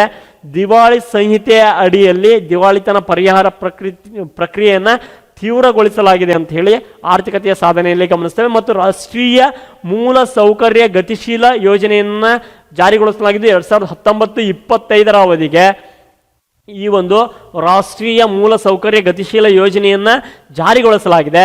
ಮತ್ತು ಕೇಂದ್ರೀಯ ಸಾಂಘಿಕ ಕಚೇರಿ ಅಂದಾಜು ಮಾಡಿದ ಮುಂಗಡ ಅಂದಾಜಿನ ಪ್ರಕಾರ 2019-20 GDP ಬೆಳವಣಿಗೆ ದರ 5%ರಷ್ಟಿದೆ. 2020-21ರಲ್ಲಿ ಆರ್ಥಿಕತೆಯನ್ನು ಬಲಪಡಿಸುವಿಕೆಗಾಗಿ ಚೇತರಿಕೆಯ ಕಾರ್ಯಕ್ರಮಗಳನ್ನು ತೆಗೆದುಕೊಳ್ಳಲಾಗುತ್ತೆ ಅಂತ ಹೇಳಿ ಆರ್ಥಿಕ ಸಮೀಕ್ಷೆಯಲ್ಲಿ ಮಾಹಿತಿಯನ್ನು ನೀಡಿದ್ದಾರೆ. ಈ ಒಂದು ಪಾಯಿಂಟ್ ತುಂಬ ಇಂಪಾರ್ಟೆಂಟು. CSO ಅಂದಾಜಿಸಿರುವಂತಹ ಪ್ರಕಾರ 2019-20 ಆರ್ಥಿಕ ಸಮೀಕ್ಷೆಯಲ್ಲಿ ಭಾರತದ 2019-20 GDP ಬೆಳವಣಿಗೆ ದರ ಎಷ್ಟು ಅಂದರೆ 5% ಅಂತಕ್ಕಂಥದ್ದು ತುಂಬ ಇಂಪಾರ್ಟೆಂಟು. ಈಗ ಅದು ವೇರಿ ಆಗ್ತಾ ಇರುತ್ತೆ, ಕರೆಂಟ್ ಅಫೇರ್ಸಿಗೆ ಬಂದಾಗ ವೇರಿ ಆಗ್ತಾ ಇರುತ್ತೆ. ಈಗ ಸ್ಥಿತಿಗತಿಗಳು ತುಂಬ ಬೇರೆ ಇದ್ದಾವೆ. 2019 ಆರ್ಥಿಕ ಸಮೀಕ್ಷೆಯಲ್ಲಿ ಈ ಥರದ ಅಂಶಗಳನ್ನು ನಾವು ಗಮನಿಸ್ತೇವೆ. ಇನ್ನು ನೆಕ್ಸ್ಟ್ ಹಣಕಾಸು ಬೆಳವಣಿಗೆಗಳು ಅಂತ ಹೇಳಿ ನೋಡಿದಾಗ 2019-20 ಮೊದಲ ತಿಂಗಳಲ್ಲಿ ತೆರಿಗೆ ರಹಿತ ಆದಾಯದಲ್ಲಿ ಗಣನೀಯ ಬೆಳವಣಿಗೆ ಆಗಿರ್ತಕ್ಕಂಥದ್ದನ್ನು ನಾವು ಗಮನಿಸ್ತೇವೆ. ತೆರಿಗೆ ರಹಿತ ಆದಾಯ ಅಂತಂದರೆ ತೆರಿಗೆಯನ್ನು ಹೊರತುಪಡಿಸಿ ಬಂದಂತಹ ಆದಾಯ ಅಂತ ಹೇಳಿ ನಾವು ಗಮನಿಸ್ತೇವೆ. ಈ ಅವಧಿಯಲ್ಲಿ ಒಟ್ಟು GST ಮಾಸಿಕ ಸಂಗ್ರಹ 5 ಬಾರಿ 1 ಲಕ್ಷ ಕೋಟಿ ರುವನ್ನು ದಾಟಿದೆ ಅಂತ ಹೇಳಿ ನಾವು ನೋಡ್ತೇವೆ. ಮತ್ತು ಪ್ರಸಕ್ತ ಹಣಕಾಸು ವರ್ಷಗಳಲ್ಲಿ ತೆರಿಗೆ ವಿಧಿಸುವಂತಹ ವಿಚಾರದಲ್ಲಿ ರಚನಾತ್ಮಕ ಸುಧಾರಣೆಗಳು ಆಗಿದ್ದಾವೆ. ಕಾರ್ಪೊರೇಟ್ ತೆರಿಗೆಗಳಲ್ಲಿ ಬದಲಾವಣೆಗಳಾಗಿದ್ದಾವೆ. ಹೆಚ್ಚು ಅನುದಾನವನ್ನು ಕಾರ್ಪೊರೇಟ್ ಟ್ಯಾಕ್ಸ್ ತಂದು ಕೊಡ್ತಾ ಇದೆ, ಆದಾಯವನ್ನು ತಂದು ಕೊಡ್ತಾ ಇದೆ, ಅನುದಾನ ಅಲ್ಲ ಆದಾಯವನ್ನು ತಂದು ಕೊಡ್ತಾ ಇದೆ. ನೆಕ್ಸ್ಟು GSTಯ ಅನುಷ್ಠಾನದಲ್ಲಿ ಅಗತ್ಯ ಕ್ರಮಗಳನ್ನು ಅಳವಡಿಕೆ ಮಾಡಲಾಗಿದೆ. ಹಣಕಾಸು ಕೊರತೆ ಮತ್ತು ವಿತ್ತೀಯ ಜವಾಬ್ದಾರಿ ನಿರ್ವಹಣೆ ಅಂತಕ್ಕಂಥದ್ದು ಪರಿಣಾಮಕಾರಿಯಾಗಿ ಮತ್ತು ಅವುಗಳನ್ನು ಅನುಷ್ಠಾನವನ್ನು ಮಾಡುವಂಥ ನಿಟ್ಟಿನಲ್ಲಿ ಸರ್ಕಾರ ತನ್ನ ಪ್ರಣಾಳಿಕೆಯಲ್ಲಿ ಈ ಕುರಿತು ಏನು ಮಾಡಿದೆ ಅಂತಂದರೆ ಚರ್ಚಿಸಿದೆ ಅಂತ ಹೇಳಿ ಆರ್ಥಿಕ ಸಮೀಕ್ಷೆಯಲ್ಲಿ ಹೇಳಲಾಗಿದೆ. ಇನ್ನು ಬಾಹ್ಯ ವಲಯ ಅಂತ ಹೇಳಿ ಬಂದಾಗ ಭಾರತದ ಪಾವತಿ ಸಿಲ್ಕಿನ ಸ್ಥಾನ 2019 ಮಾರ್ಚ್ನಲ್ಲಿ $412.9 ಬಿಲಿಯನ್ ಅಮೆರಿಕನ್ ಡಾಲರ್ ಇತ್ತು. ಬಟ್ ಇದು 2019 ಸೆಪ್ಟೆಂಬರ್ ವೇಳೆಗೆ $433.7 ಬಿಲಿಯನ್ ಡಾಲರ್ಗೆ ಹೆಚ್ಚಿಗೆ ಆಗಿದೆ ಅಂತ ಹೇಳಿ ನೋಡ್ತೇವೆ. ಚಾಲ್ತಿ ಖಾತೆಯ ಕೊರತೆ ಅಂತಕ್ಕಂಥದ್ದು 2018-19ರಲ್ಲಿ 2.1ರಷ್ಟಿದ್ದು ಪ್ರಸಕ್ತ ವರ್ಷ 1.5ಕ್ಕೆ ಇಳಿಕೆ ಆಗಿದೆ ಅಂತ ಹೇಳಿ ನೋಡ್ತೇವೆ. ಮತ್ತು 2020 ಜನವರಿ 1 ವೇಳೆಗೆ ವಿದೇಶಿ ವಿನಿಮಯ ಮೀಸಲು $461.2 ಬಿಲಿಯನ್ ಡಾಲರ್ಗೆ ಹೆಚ್ಚಳ ಆಗಿರ್ತಕ್ಕಂಥದ್ದು ಆರ್ಥಿಕತೆಯ ಸಕಾರಾತ್ಮಕ ಬೆಳವಣಿಗೆ ಅಂತ ಹೇಳಿ ಇಲ್ಲಿ ಏನು ಮಾಡಲಾಗಿದೆ, ಚರ್ಚಿಸಲಾಗಿದೆ. ಈ ಬಾಹ್ಯ ವಲಯದಲ್ಲಿ ಆದಂತಹ ಸುಧಾರಣೆಗಳು, ಪಾವತಿ ಶುಲ್ಕ ಅಂತ ಏನು ಕರಿತೀವಿ, ಒಂದು ದೇಶದ ಆರ್ಥಿಕ ಚಟುವಟಿಕೆಗಳ ಸಂಪೂರ್ಣ ದಾಖಲೆಯನ್ನು ನೀಡುವಂಥ ಪಾವತಿ ಶುಲ್ಕಿನಲ್ಲಿ ಆದಂತಹ ಏರಿಳಿತಗಳು, ಈ ಸ್ಟ್ಯಾಟಿಸ್ಟಿಕ್ಸ್ ಏನಿದ್ದಾವೆ ತುಂಬ ಇಂಪಾರ್ಟೆಂಟ್ ಆಗಿರ್ತಕ್ಕಂಥದ್ದು. ಇವುಗಳನ್ನ ಕುರಿತಾಗಿ ಒಂದಿಷ್ಟು ಕೂಲಂಕುಷವಾಗಿ ನೀವು ಅಧ್ಯಯನವನ್ನು ಮಾಡಬೇಕಾಗುತ್ತೆ.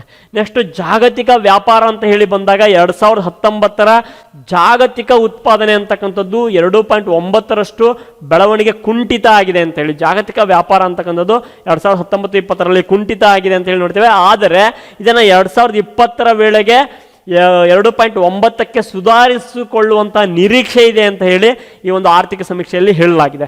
ಇನ್ನು 2016-17 ಅವಧಿಯಲ್ಲಿ ಸರಕುಗಳ ವ್ಯಾಪಾರ ಸಮತೋಲನವನ್ನು ಸುಧಾರಿಸಲಾಗಿದೆ. ಕಚ್ಚಾ ಬೆಲೆಯಲ್ಲಿ 50%ಕ್ಕಿಂತ ಹೆಚ್ಚು ಕುಸಿತ ಕಂಡು ಬಂದಿದೆ ಅಂತ ಹೇಳಿ ಕ್ಲಿಯರ್ ಆಗಿ ಹೇಳಿದ್ದಾರೆ. ಮತ್ತು ಭಾರತ ಅಗ್ರ 5 ವ್ಯಾಪಾರ ಪಾಲುದಾರ ರಾಷ್ಟ್ರಗಳು, ನಿಮಗೆ ರಫ್ತು ಮತ್ತು ಆಮದು ಮಾಡುವಾಗ ಕ್ಲಿಯರ್ ಆಗಿ ಹೇಳಿದ್ದೇನೆ, ಮತ್ತೆ ಇಲ್ಲಿ ನೋಡೋದಾಯಿತು ಅಂತಂದರೆ ಆರ್ಥಿಕ ಸಮೀಕ್ಷೆಯಲ್ಲಿ ಹೇಳಿರ್ತಕ್ಕಂತಹ ದೇಶಗಳ ಒಂದು ಪಟ್ಟಿಯನ್ನು ನೋಡಿದಾಗ ಭಾರತದ ಅಗ್ರ 5 ವ್ಯಾಪಾರ ಪಾಲುದಾರ ರಾಷ್ಟ್ರಗಳು ಅಂತ ಹೇಳಿ ನೋಡಿದಾಗ America, China, UAE, Saudi Arabia, Hong Kong ಅಂತ ಹೇಳಿ ನಾವು ಗಮನಿಸ್ತೇವೆ. 5 ವ್ಯಾಪಾರ ಪಾಲುದಾರ ರಾಷ್ಟ್ರಗಳು. ನೆಕ್ಸ್ಟು ದೇಶದ ಪ್ರಮುಖ ರಫ್ತು ಉತ್ಪನ್ನಗಳು ಅಂತ ಹೇಳಿ ನೋಡಿದಾಗ ಪೆಟ್ರೋಲಿಯಂ ಉತ್ಪನ್ನಗಳು, ಅಮೂಲ್ಯ ವಜ್ರಾಭರಣಗಳು, ಔಷಧಿ ಸೂತ್ರೀಕರಣ, ಜೈವಿಕ ಉತ್ಪನ್ನಗಳು, ಚಿನ್ನ ಮತ್ತು ಇತರೆ ಲೋಹಗಳು ಅಂತ ಹೇಳಿ ಕ್ಲಿಯರ್ ಆಗಿ ಮಾಹಿತಿಯನ್ನು ನೀಡಿದ್ದಾರೆ. ಭಾರತದ 2019-20 ವರ್ಷದಲ್ಲಿ ಅತಿ ದೊಡ್ಡ ರಫ್ತು ತಾಣಗಳು ಅಂತ ಹೇಳಿ ನೋಡಿದಾಗ ಅಮೇರಿಕಾ ಅಗ್ರಸ್ಥಾನ, UAE, ಚೀನಾ, ಹಾಂಗ್ಕಾಂಗ್ ಅಂತ ಹೇಳಿ ನೋಡ್ತೇವೆ. ಅತಿ ಹೆಚ್ಚು ಆಮದು ವಸ್ತುಗಳು ಅಂತ ಹೇಳಿ ನೋಡಿದಾಗ ಕಚ್ಚಾ ಪೆಟ್ರೋಲಿಯಮ್ಮು, ಚಿನ್ನ, ಪೆಟ್ರೋಲಿಯಂ ಉತ್ಪನ್ನಗಳು, ಕಲ್ಲಿದ್ದಲು. ನಿಮಗೆ ರಫ್ತು ಮತ್ತು ಆಮದು ವ್ಯಾಪಾರದ ದಿಕ್ಕನ್ನು ಪಾಠ ಮಾಡುವಾಗ ನಾನು ತುಂಬ ಕ್ಲಿಯರ್ ಆಗಿ ಟಾಪ್ 10 ರಾಷ್ಟ್ರಗಳನ್ನು ನಿಮಗೆ ನೀಡಿದ್ದೇನೆ, ತುಂಬ ಸ್ಪಷ್ಟವಾಗಿ ಮಾಹಿತಿಯನ್ನು ನೀಡಿದ್ದೇನೆ. ಆರ್ಥಿಕ ಸಮೀಕ್ಷೆಯಲ್ಲೂ ಕೂಡ ಈ ಪಾಯಿಂಟ್ಗಳನ್ನು ನೋಡ್ತೇವೆ. ಸ್ನೇಹಿತರೆ, ಈ ಪರ್ಟಿಕ್ಯುಲರ್ ಆಗಿ ಈ ಪಾಯಿಂಟ್ಸ್ಗಳೇನಿದ್ದಾವೆ ನಿಮ್ಮ ಎಕ್ಸಾಮ್ ಪಾಯಿಂಟ್ ಆಫ್ ವ್ಯೂ ತುಂಬ ಇಂಪಾರ್ಟೆಂಟು. ನಾನು ಏನು ಹೇಳ್ತಾ ಇದ್ದೇನೆ ಅವೆಲ್ಲವನ್ನು ಕ್ಲಿಯರ್ ಆಗಿ ಅರ್ಥ ಮಾಡ್ಕೊಂಡು ಏನು ಮಾಡ್ತಾ ಹೋಗಿ ಸರಿಯಾಗಿ ಇನ್ನೊಂದು ಸರಿ ಇದನ್ನು ಓದ್ತಾ ಹೋಗಿ. ನಾನು ತುಂಬ ವರ್ಕ್ ಮಾಡಿ ಈ ಪಾಯಿಂಟ್ಸ್ಗಳನ್ನು ಹೆಕ್ಕಿ ತೆಗೆದಿದ್ದೇನೆ, ತುಂಬ ಇಂಪಾರ್ಟೆಂಟ್ ಆಗಿರ್ತಕ್ಕಂಥದ್ದು. ನೆಕ್ಸ್ಟ್, ಭಾರತದ ಹೆಚ್ಚು ಆಮದು ವ್ಯಾಪಾರದ ರಾಷ್ಟ್ರಗಳು ಅಂತ ಹೇಳಿ ನೋಡಿದಾಗ China, America, UAE, Saudi Arabia ಅಂತ ಹೇಳಿ ಗುರುತಿಸ್ಕೊಳುತ್ತೆ. ಭಾರತದ ಆಮದು ಬುಟ್ಟಿಯಲ್ಲಿ ವಸ್ತುಗಳಲ್ಲಿ ಕಚ್ಚಾ ತೈಲ ಉತ್ಪನ್ನಗಳು ಹೆಚ್ಚಿನ ಪಾಲನ್ನು ಹೊಂದಿದ್ದಾವೆ ಅಂತಕ್ಕಂಥದ್ದು ಆರ್ಥಿಕ ಸಮೀಕ್ಷೆಯಲ್ಲಿ ದಾಖಲಾಗಿರ್ತಕ್ಕಂಥ ಅಂಶ. ನೆಕ್ಸ್ಟ್, ವ್ಯಾಪಾರ ಸೌಲಭ್ಯದಡಿಯಲ್ಲಿ ಭಾರತವು 2016ರಲ್ಲಿ 143ನೇ ಸ್ಥಾನವನ್ನು ಹೊಂದಿತ್ತು. 2019ರ ವೇಳೆಗೆ 68ನೇ ಸ್ಥಾನಕ್ಕೆ ಜಿಗಿದಿದೆ ಅಂತಕ್ಕಂಥದ್ದು ವಿಶ್ವ ಬ್ಯಾಂಕ್ ಪ್ರಕಟಪಡಿಸಿದಂತಹ ಗಡಿಯಾದ್ಯಂತ ವ್ಯಾಪಾರ ಸೂಚಕದ ಅಡಿಯಲ್ಲಿ ಉದ್ಯಮ ಸ್ನೇಹಿ ವ್ಯವಹಾರದ ವರದಿಯಲ್ಲಿ ದಾಖಲಾಗಿರ್ತಕ್ಕಂಥ ಅಂಶ. ಅಂದರೆ ವ್ಯಾಪಾರಕ್ಕಾಗಿ ಭಾರತ ತನ್ನನ್ನು ತಾನು ತೆರೆದುಕೊಂಡಿದೆ, ಉದ್ಯಮ ಸ್ನೇಹಿಯಾಗಿ ವ್ಯಾಪಾರವನ್ನು ನಿರ್ವಹಿಸ್ತಾ ಇದೆ ಅಂತಕ್ಕಂಥದ್ದು ಈ ಒಂದು ವಿಚಾರದಲ್ಲಿ ಕಂಡು ಬರ್ತಕ್ಕಂತಹ ಅಂಶ. ತುಂಬ ಬ್ಯೂಟಿಫುಲ್ ಆದಂಥ ಮತ್ತು ತುಂಬ ನೀಡಿಯಾಗಿರ್ತಕ್ಕಂಥ ಅಂಶ ಮತ್ತು ಎಕ್ಸಾಮ್ಗಳಲ್ಲಿ ಕೇಳಬಹುದಾದಂಥ ಒಂದು ಅಂಶ. ನೆಕ್ಸ್ಟು, ಭಾರತದ ಸರಕು ಸಾಗಣೆ ಉದ್ಯಮವು $160 ಬಿಲಿಯನ್ ನಷ್ಟಿತ್ತು. 2020ರ ವೇಳೆಗೆ ಅದನ್ನು $215 ಬಿಲಿಯನ್ ಜಾಸ್ತಿ ಆಗುವಂತಹ ನಿರೀಕ್ಷೆಯನ್ನು ಇಟ್ಟುಕೊಳ್ಳಲಾಗಿದೆ. ವಿಶ್ವ ಬ್ಯಾಂಕಿನ ಸರಕು ಸಾಗಣೆ ಕಾರ್ಯಕ್ಷಮತೆ ಸೂಚ್ಯಾಂಕದಲ್ಲಿ ಭಾರತ 2018ರಲ್ಲಿ 44ನೇ ಸ್ಥಾನದಲ್ಲಿದೆ. ಇದು 2014ರಲ್ಲಿ 54ನೇ ಸ್ಥಾನದಲ್ಲಿತ್ತು ಅಂತೇಳಿ ನಾವು ಗುರುತಿಸ್ಕೊಳ್ಳುತ್ತೆ. ಮತ್ತು 2019ರ ವೇಳೆಗೆ ನಿವ್ವಳ ನೇರ ಬಂಡವಾಳ ಹೂಡಿಕೆಯ ಒಳಹರಿವು $24.4 ಬಿಲಿಯನ್ ಆಗಿದೆ ಅಂತಕ್ಕಂಥದ್ದು. ಇದೇ ಸಂದರ್ಭದಲ್ಲಿ ನಿವ್ವಳ FPI ಅಂತಕ್ಕಂಥದ್ದು $12.6 ಬಿಲಿಯನ್ ಆಗಿದೆ. 2019 ಸೆಪ್ಟೆಂಬರ್ ವೇಳೆಗೆ ದೇಶದ ಬಾಹ್ಯ ಸಾಲ ಅಂತಕ್ಕಂಥದ್ದು GDPಯ 20.1% ಅಂತ ಹೇಳಿ ಈ ಒಂದು ಸೂಚ್ಯಾಂಕದಲ್ಲಿ, ಈ ಒಂದು ಸಮೀಕ್ಷೆಯಲ್ಲಿ ನಮಗೆ ಕ್ಲಿಯರ್ ಆಗಿ ಮಾಹಿತಿಯನ್ನು ನೀಡಿದ್ದಾರೆ. ತುಂಬ ಇಂಪಾರ್ಟೆಂಟ್ ಆದಂತಹ ಪ್ರತಿಯೊಂದು ಪಾಯಿಂಟ್ಗಳನ್ನು ಕರೆಕ್ಟಾಗಿ ಅಧ್ಯಯನವನ್ನು ಮಾಡ್ತಾ ಹೋಗಿ. ಏನಾದರೂ ಡೌಟ್ಸ್ ಬಂದರೆ ಅದರ ಬಗ್ಗೆ ನೀವು ನಮ್ಮ ಮಾಹಿತಿಯನ್ನು ಕೇಳ್ಕೊಬೋದು. ನೆಕ್ಸ್ಟ್, ಹಣಕಾಸು ನಿರ್ವಹಣೆ ಯಾವ ಥರ ಇದೆ ಅಂತಂದರೆ ಆರ್ಥಿಕ ಸಮೀಕ್ಷೆಯಲ್ಲಿ ಹೇಳಿರುವ ಹಾಗೆ ಹಣಕಾಸು ನಿರ್ವಹಣೆ ಅಂತ ಬಂದಾಗ 2019-20ರ ಅವಧಿಯಲ್ಲಿ ಬಡ್ಡಿ ದರಗಳನ್ನು ಕಡಿಮೆ ಮಾಡುವ ಮೂಲಕ ಆರ್ಥಿಕ ಚಟುವಟಿಕೆಗಳನ್ನು ಉತ್ತೇಜಿಸುವಂಥ ನಿಟ್ಟಿನಲ್ಲಿ ಕೇಂದ್ರ ಬ್ಯಾಂಕ್ ಆದಂಥ RBI ದೇಶದ ಆರ್ಥಿಕತೆಯಲ್ಲಿ ಮಂದಗತಿಯ ಬೆಳವಣಿಗೆ ಮತ್ತು ಹಣದುಬ್ಬರದ ನಿಯಂತ್ರಣಕ್ಕಾಗಿ ಹಣಕಾಸು ವರ್ಷದಲ್ಲಿ ಸತತ 4 ಬಾರಿ ಪರಿಷ್ಕರಣೆಯನ್ನು ಮಾಡಿದೆ. ಮತ್ತು ಪರಿಷ್ಕರಣಾ ಸಮಿತಿಯ ಸಭೆಯಲ್ಲಿ ಏನು ಮಾಡಿದೆ ಅಂತಂದರೆ ರೆಪೋ ದರವನ್ನು 110 ಬೇಸಿಕ್ ಪಾಯಿಂಟ್ಗಳಿಂದ ಏನು ಮಾಡಿದೆ, ಕಡಿಮೆಗೊಳಿಸಿದೆ ಅಂತ ಹೇಳಿ ನೋಡ್ತೇವೆ.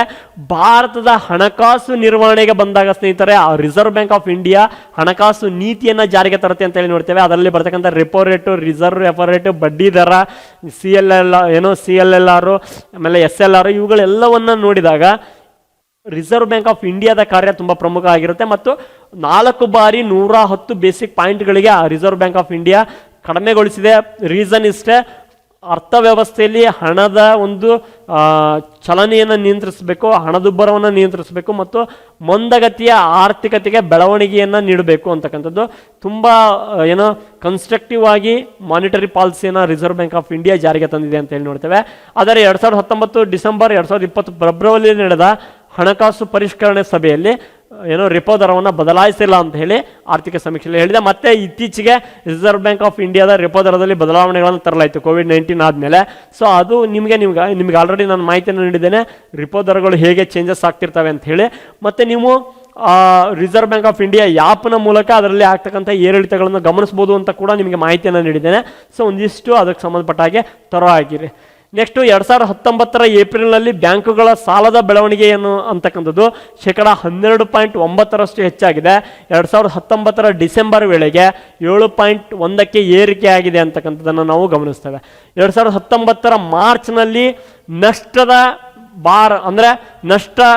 ಮಾರ್ಚ್ನಲ್ಲಿದ್ದ ನಷ್ಟ ಭಾರದ ಆಸ್ತಿಯ ಅನುಪಾತ 14.3ರಿಂದ 2019 ಸೆಪ್ಟೆಂಬರ್ ವೇಳೆಗೆ 15.1ಕ್ಕೆ ಏರಿಕೆ ಆಗಿದೆ.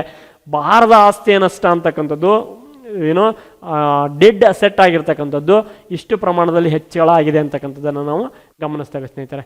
ನೆಕ್ಸ್ಟ್ ಬೆಲೆ ಮತ್ತು ಹಣದುಬ್ಬರದಲ್ಲಿ ಯಾವ ಥರ ಏರಿಕೆ ಆಗಿದೆ ಅಂತ ನೋಡಿದಾಗ ಗ್ರಾಹಕ ಬೆಲೆ ಸೂಚ್ಯಾಂಕದ ಹಣದುಬ್ಬರ ನಾವು ಹಣದುಬ್ಬರವನ್ನು ಅಧ್ಯಯನ ಮಾಡುವಾಗ ಸಗಟು ಬೆಲೆ ಸೂಚ್ಯಾಂಕದ ಹಣದುಬ್ಬರ ಮತ್ತು ಗ್ರಾಹಕ ಬೆಲೆ ಸೂಚ್ಯಾಂಕದ ಹಣದುಬ್ಬರ ಅಂತ ಹೇಳಿ ನಿಮಗೆ ಕ್ಲಿಯರ್ ಆಗಿ ಹೇಳಿದ್ದೇನೆ. ಗ್ರಾಹಕ ಬೆಲೆ ಸೂಚ್ಯಾಂಕದ ಹಣದುಬ್ಬರ ಅಂತಕ್ಕಂಥದ್ದು 2018-19ರಲ್ಲಿ 3.7%. 2019-20ಕ್ಕೆ ಬಂದಾಗ 4.1ಕ್ಕೆ ಹೆಚ್ಚಳ ಆಗಿದೆ ಅಂತ ಹೇಳಿ ನೋಡ್ತೇವೆ.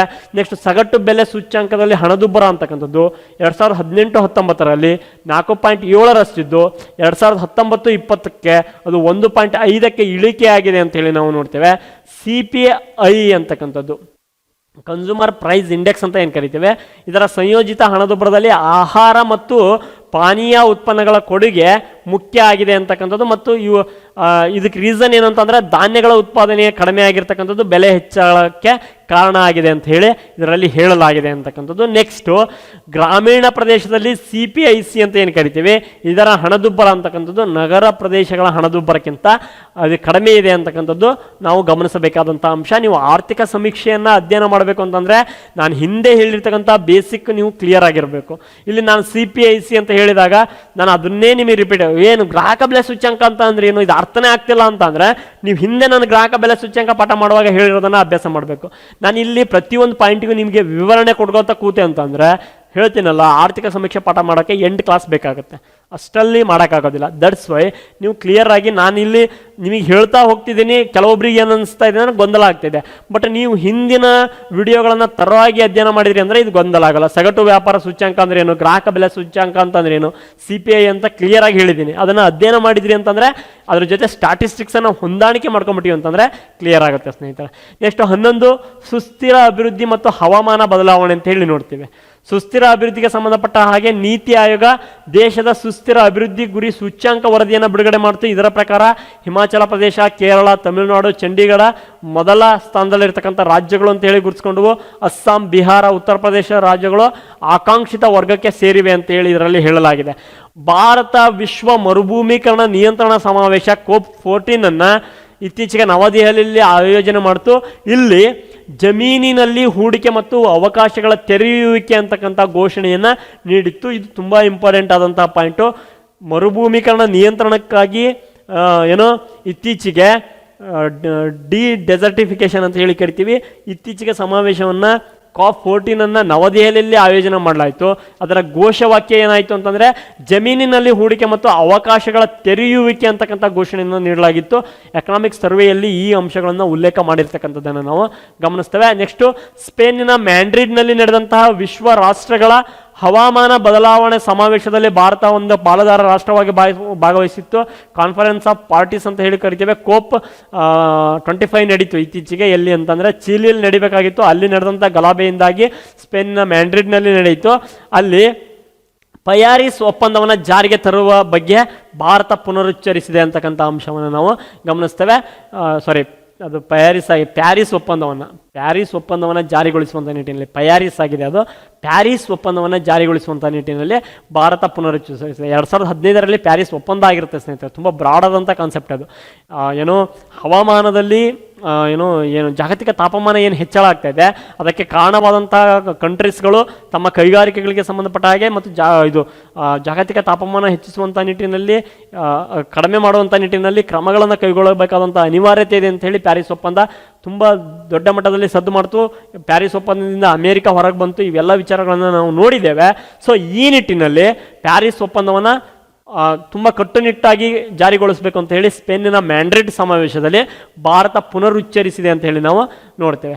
ನೆಕ್ಸ್ಟ್ ಭಾರತದಲ್ಲಿ ಅರಣ್ಯ ಮತ್ತು ಹಸಿರು ಹೂಡಿಕೆ ಪ್ರಮಾಣ ಅಂತಕ್ಕಂಥದ್ದು 80.73 ಬಿಲಿಯನ್ ಹೆಕ್ಟೇರ್ ತಲುಪಿದೆ ಅಂತಕ್ಕಂಥದ್ದು. ದೇಶದ ಒಟ್ಟು ಭೌಗೋಳಿಕ ವಿಸ್ತೀರ್ಣದ 24% ಅರಣ್ಯ ಮತ್ತು ಹಸಿರು ಹೂಡಿಕೆ ಪ್ರಮಾಣ ಇದೆ ಅಂತಕ್ಕಂಥದ್ದು ತುಂಬ ಖುಷಿ ಕೊಡುವಂಥ ವಿಚಾರ. ಬಟ್ ಇದು ಕಡಿಮೆ ಇದೆ. ಇಡೀ ವಿಶ್ವದಲ್ಲಿ 30% ಇರಬೇಕು ಅಂತಕ್ಕಂಥ ಅಂಶವನ್ನು, ಭೂ ಪ್ರದೇಶದ 30% ಅರಣ್ಯ ಇರಬೇಕು ಅಂತ ಹೇಳಿ ನಾವು ನೋಡ್ತೇವೆ. ಬಟ್ ಭಾರತದ 24% ಇದೆ ಅಂತ ಹೇಳಿ ನಾವು ಗಮನಿಸ್ತೇವೆ.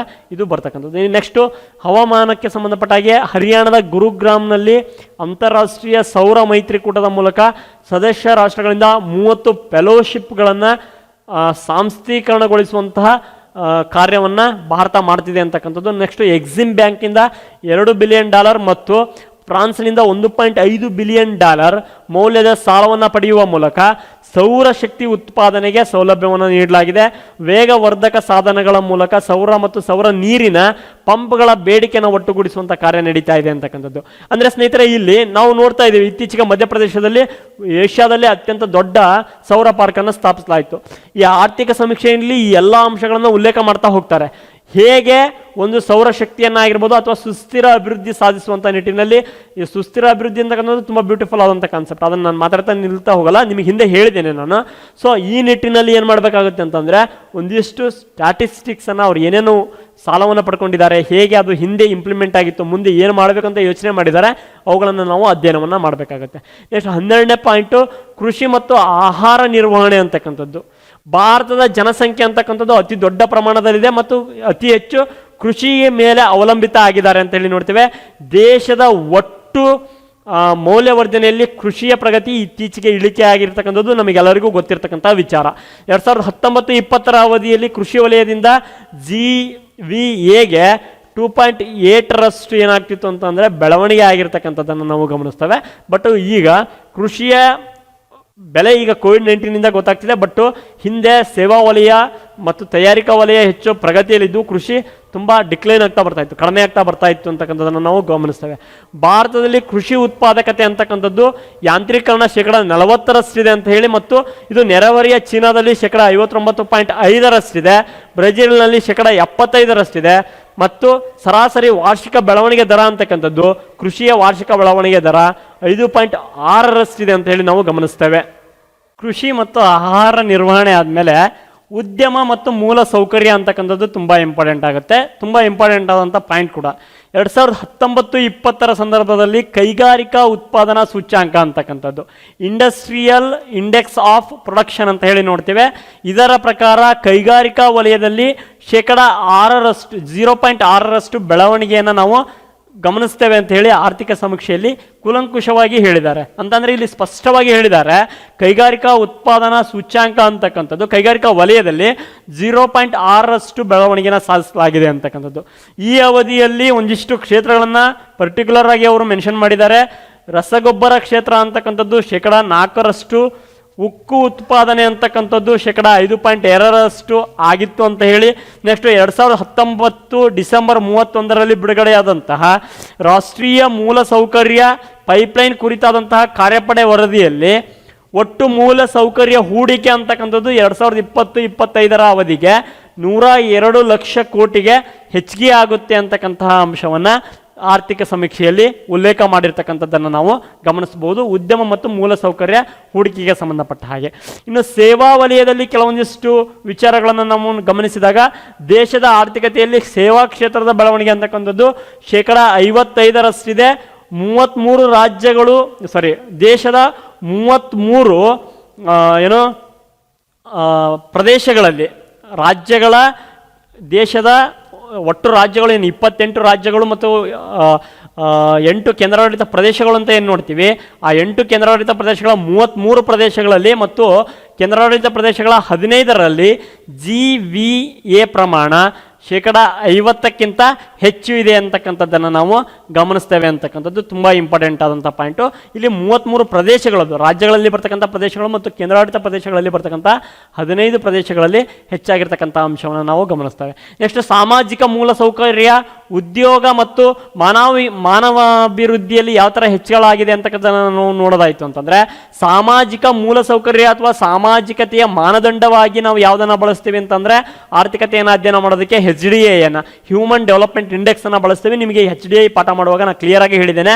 ಕೇಂದ್ರ ಮತ್ತು ರಾಜ್ಯಗಳ ಸಾಮಾಜಿಕ ಸೇವೆಗಳ ಖರ್ಚು 2019-20 ಅವಧಿಗೆ ಅಂದಾಜು GDP 7.7ಕ್ಕೆ ಏರಿಕೆ ಆಗಿದೆ ಅಂತಕ್ಕಂಥದ್ದು. ಭಾರತ 2019 HDI ವರದಿಯಲ್ಲಿ 129ನೇ ಸ್ಥಾನ ಪಡೆದಿದೆ ಅಂತಕ್ಕಂಥದ್ದು ತುಂಬ ಇಂಪಾರ್ಟೆಂಟು. ಈ ಮೂಲಕ 1.34 ವಾರ್ಷಿಕ ಬೆಳವಣಿಗೆಯೊಂದಿಗೆ ವೇಗವಾಗಿ ಅಭಿವೃದ್ಧಿ ಹೊಂದುತ್ತಿರುವ ದೇಶಗಳಲ್ಲಿ ಭಾರತ ಒಂದಾಗಿದೆ ಅಂತೇಳಿ ನಾವು ಗಮನಿಸ್ತೇವೆ. ದೇಶದ ಕಾರ್ಮಿಕ ಮಾರುಕಟ್ಟೆಯಲ್ಲಿ ಲಿಂಗ ಅಸಮಾನತೆ ಹೆಚ್ಚಾಗಿರುತ್ತೆ ಅಂತಕ್ಕಂಥ ಅಂಶವನ್ನು ಆರ್ಥಿಕ ಸಮೀಕ್ಷೆ ಹೇಳುತ್ತೆ.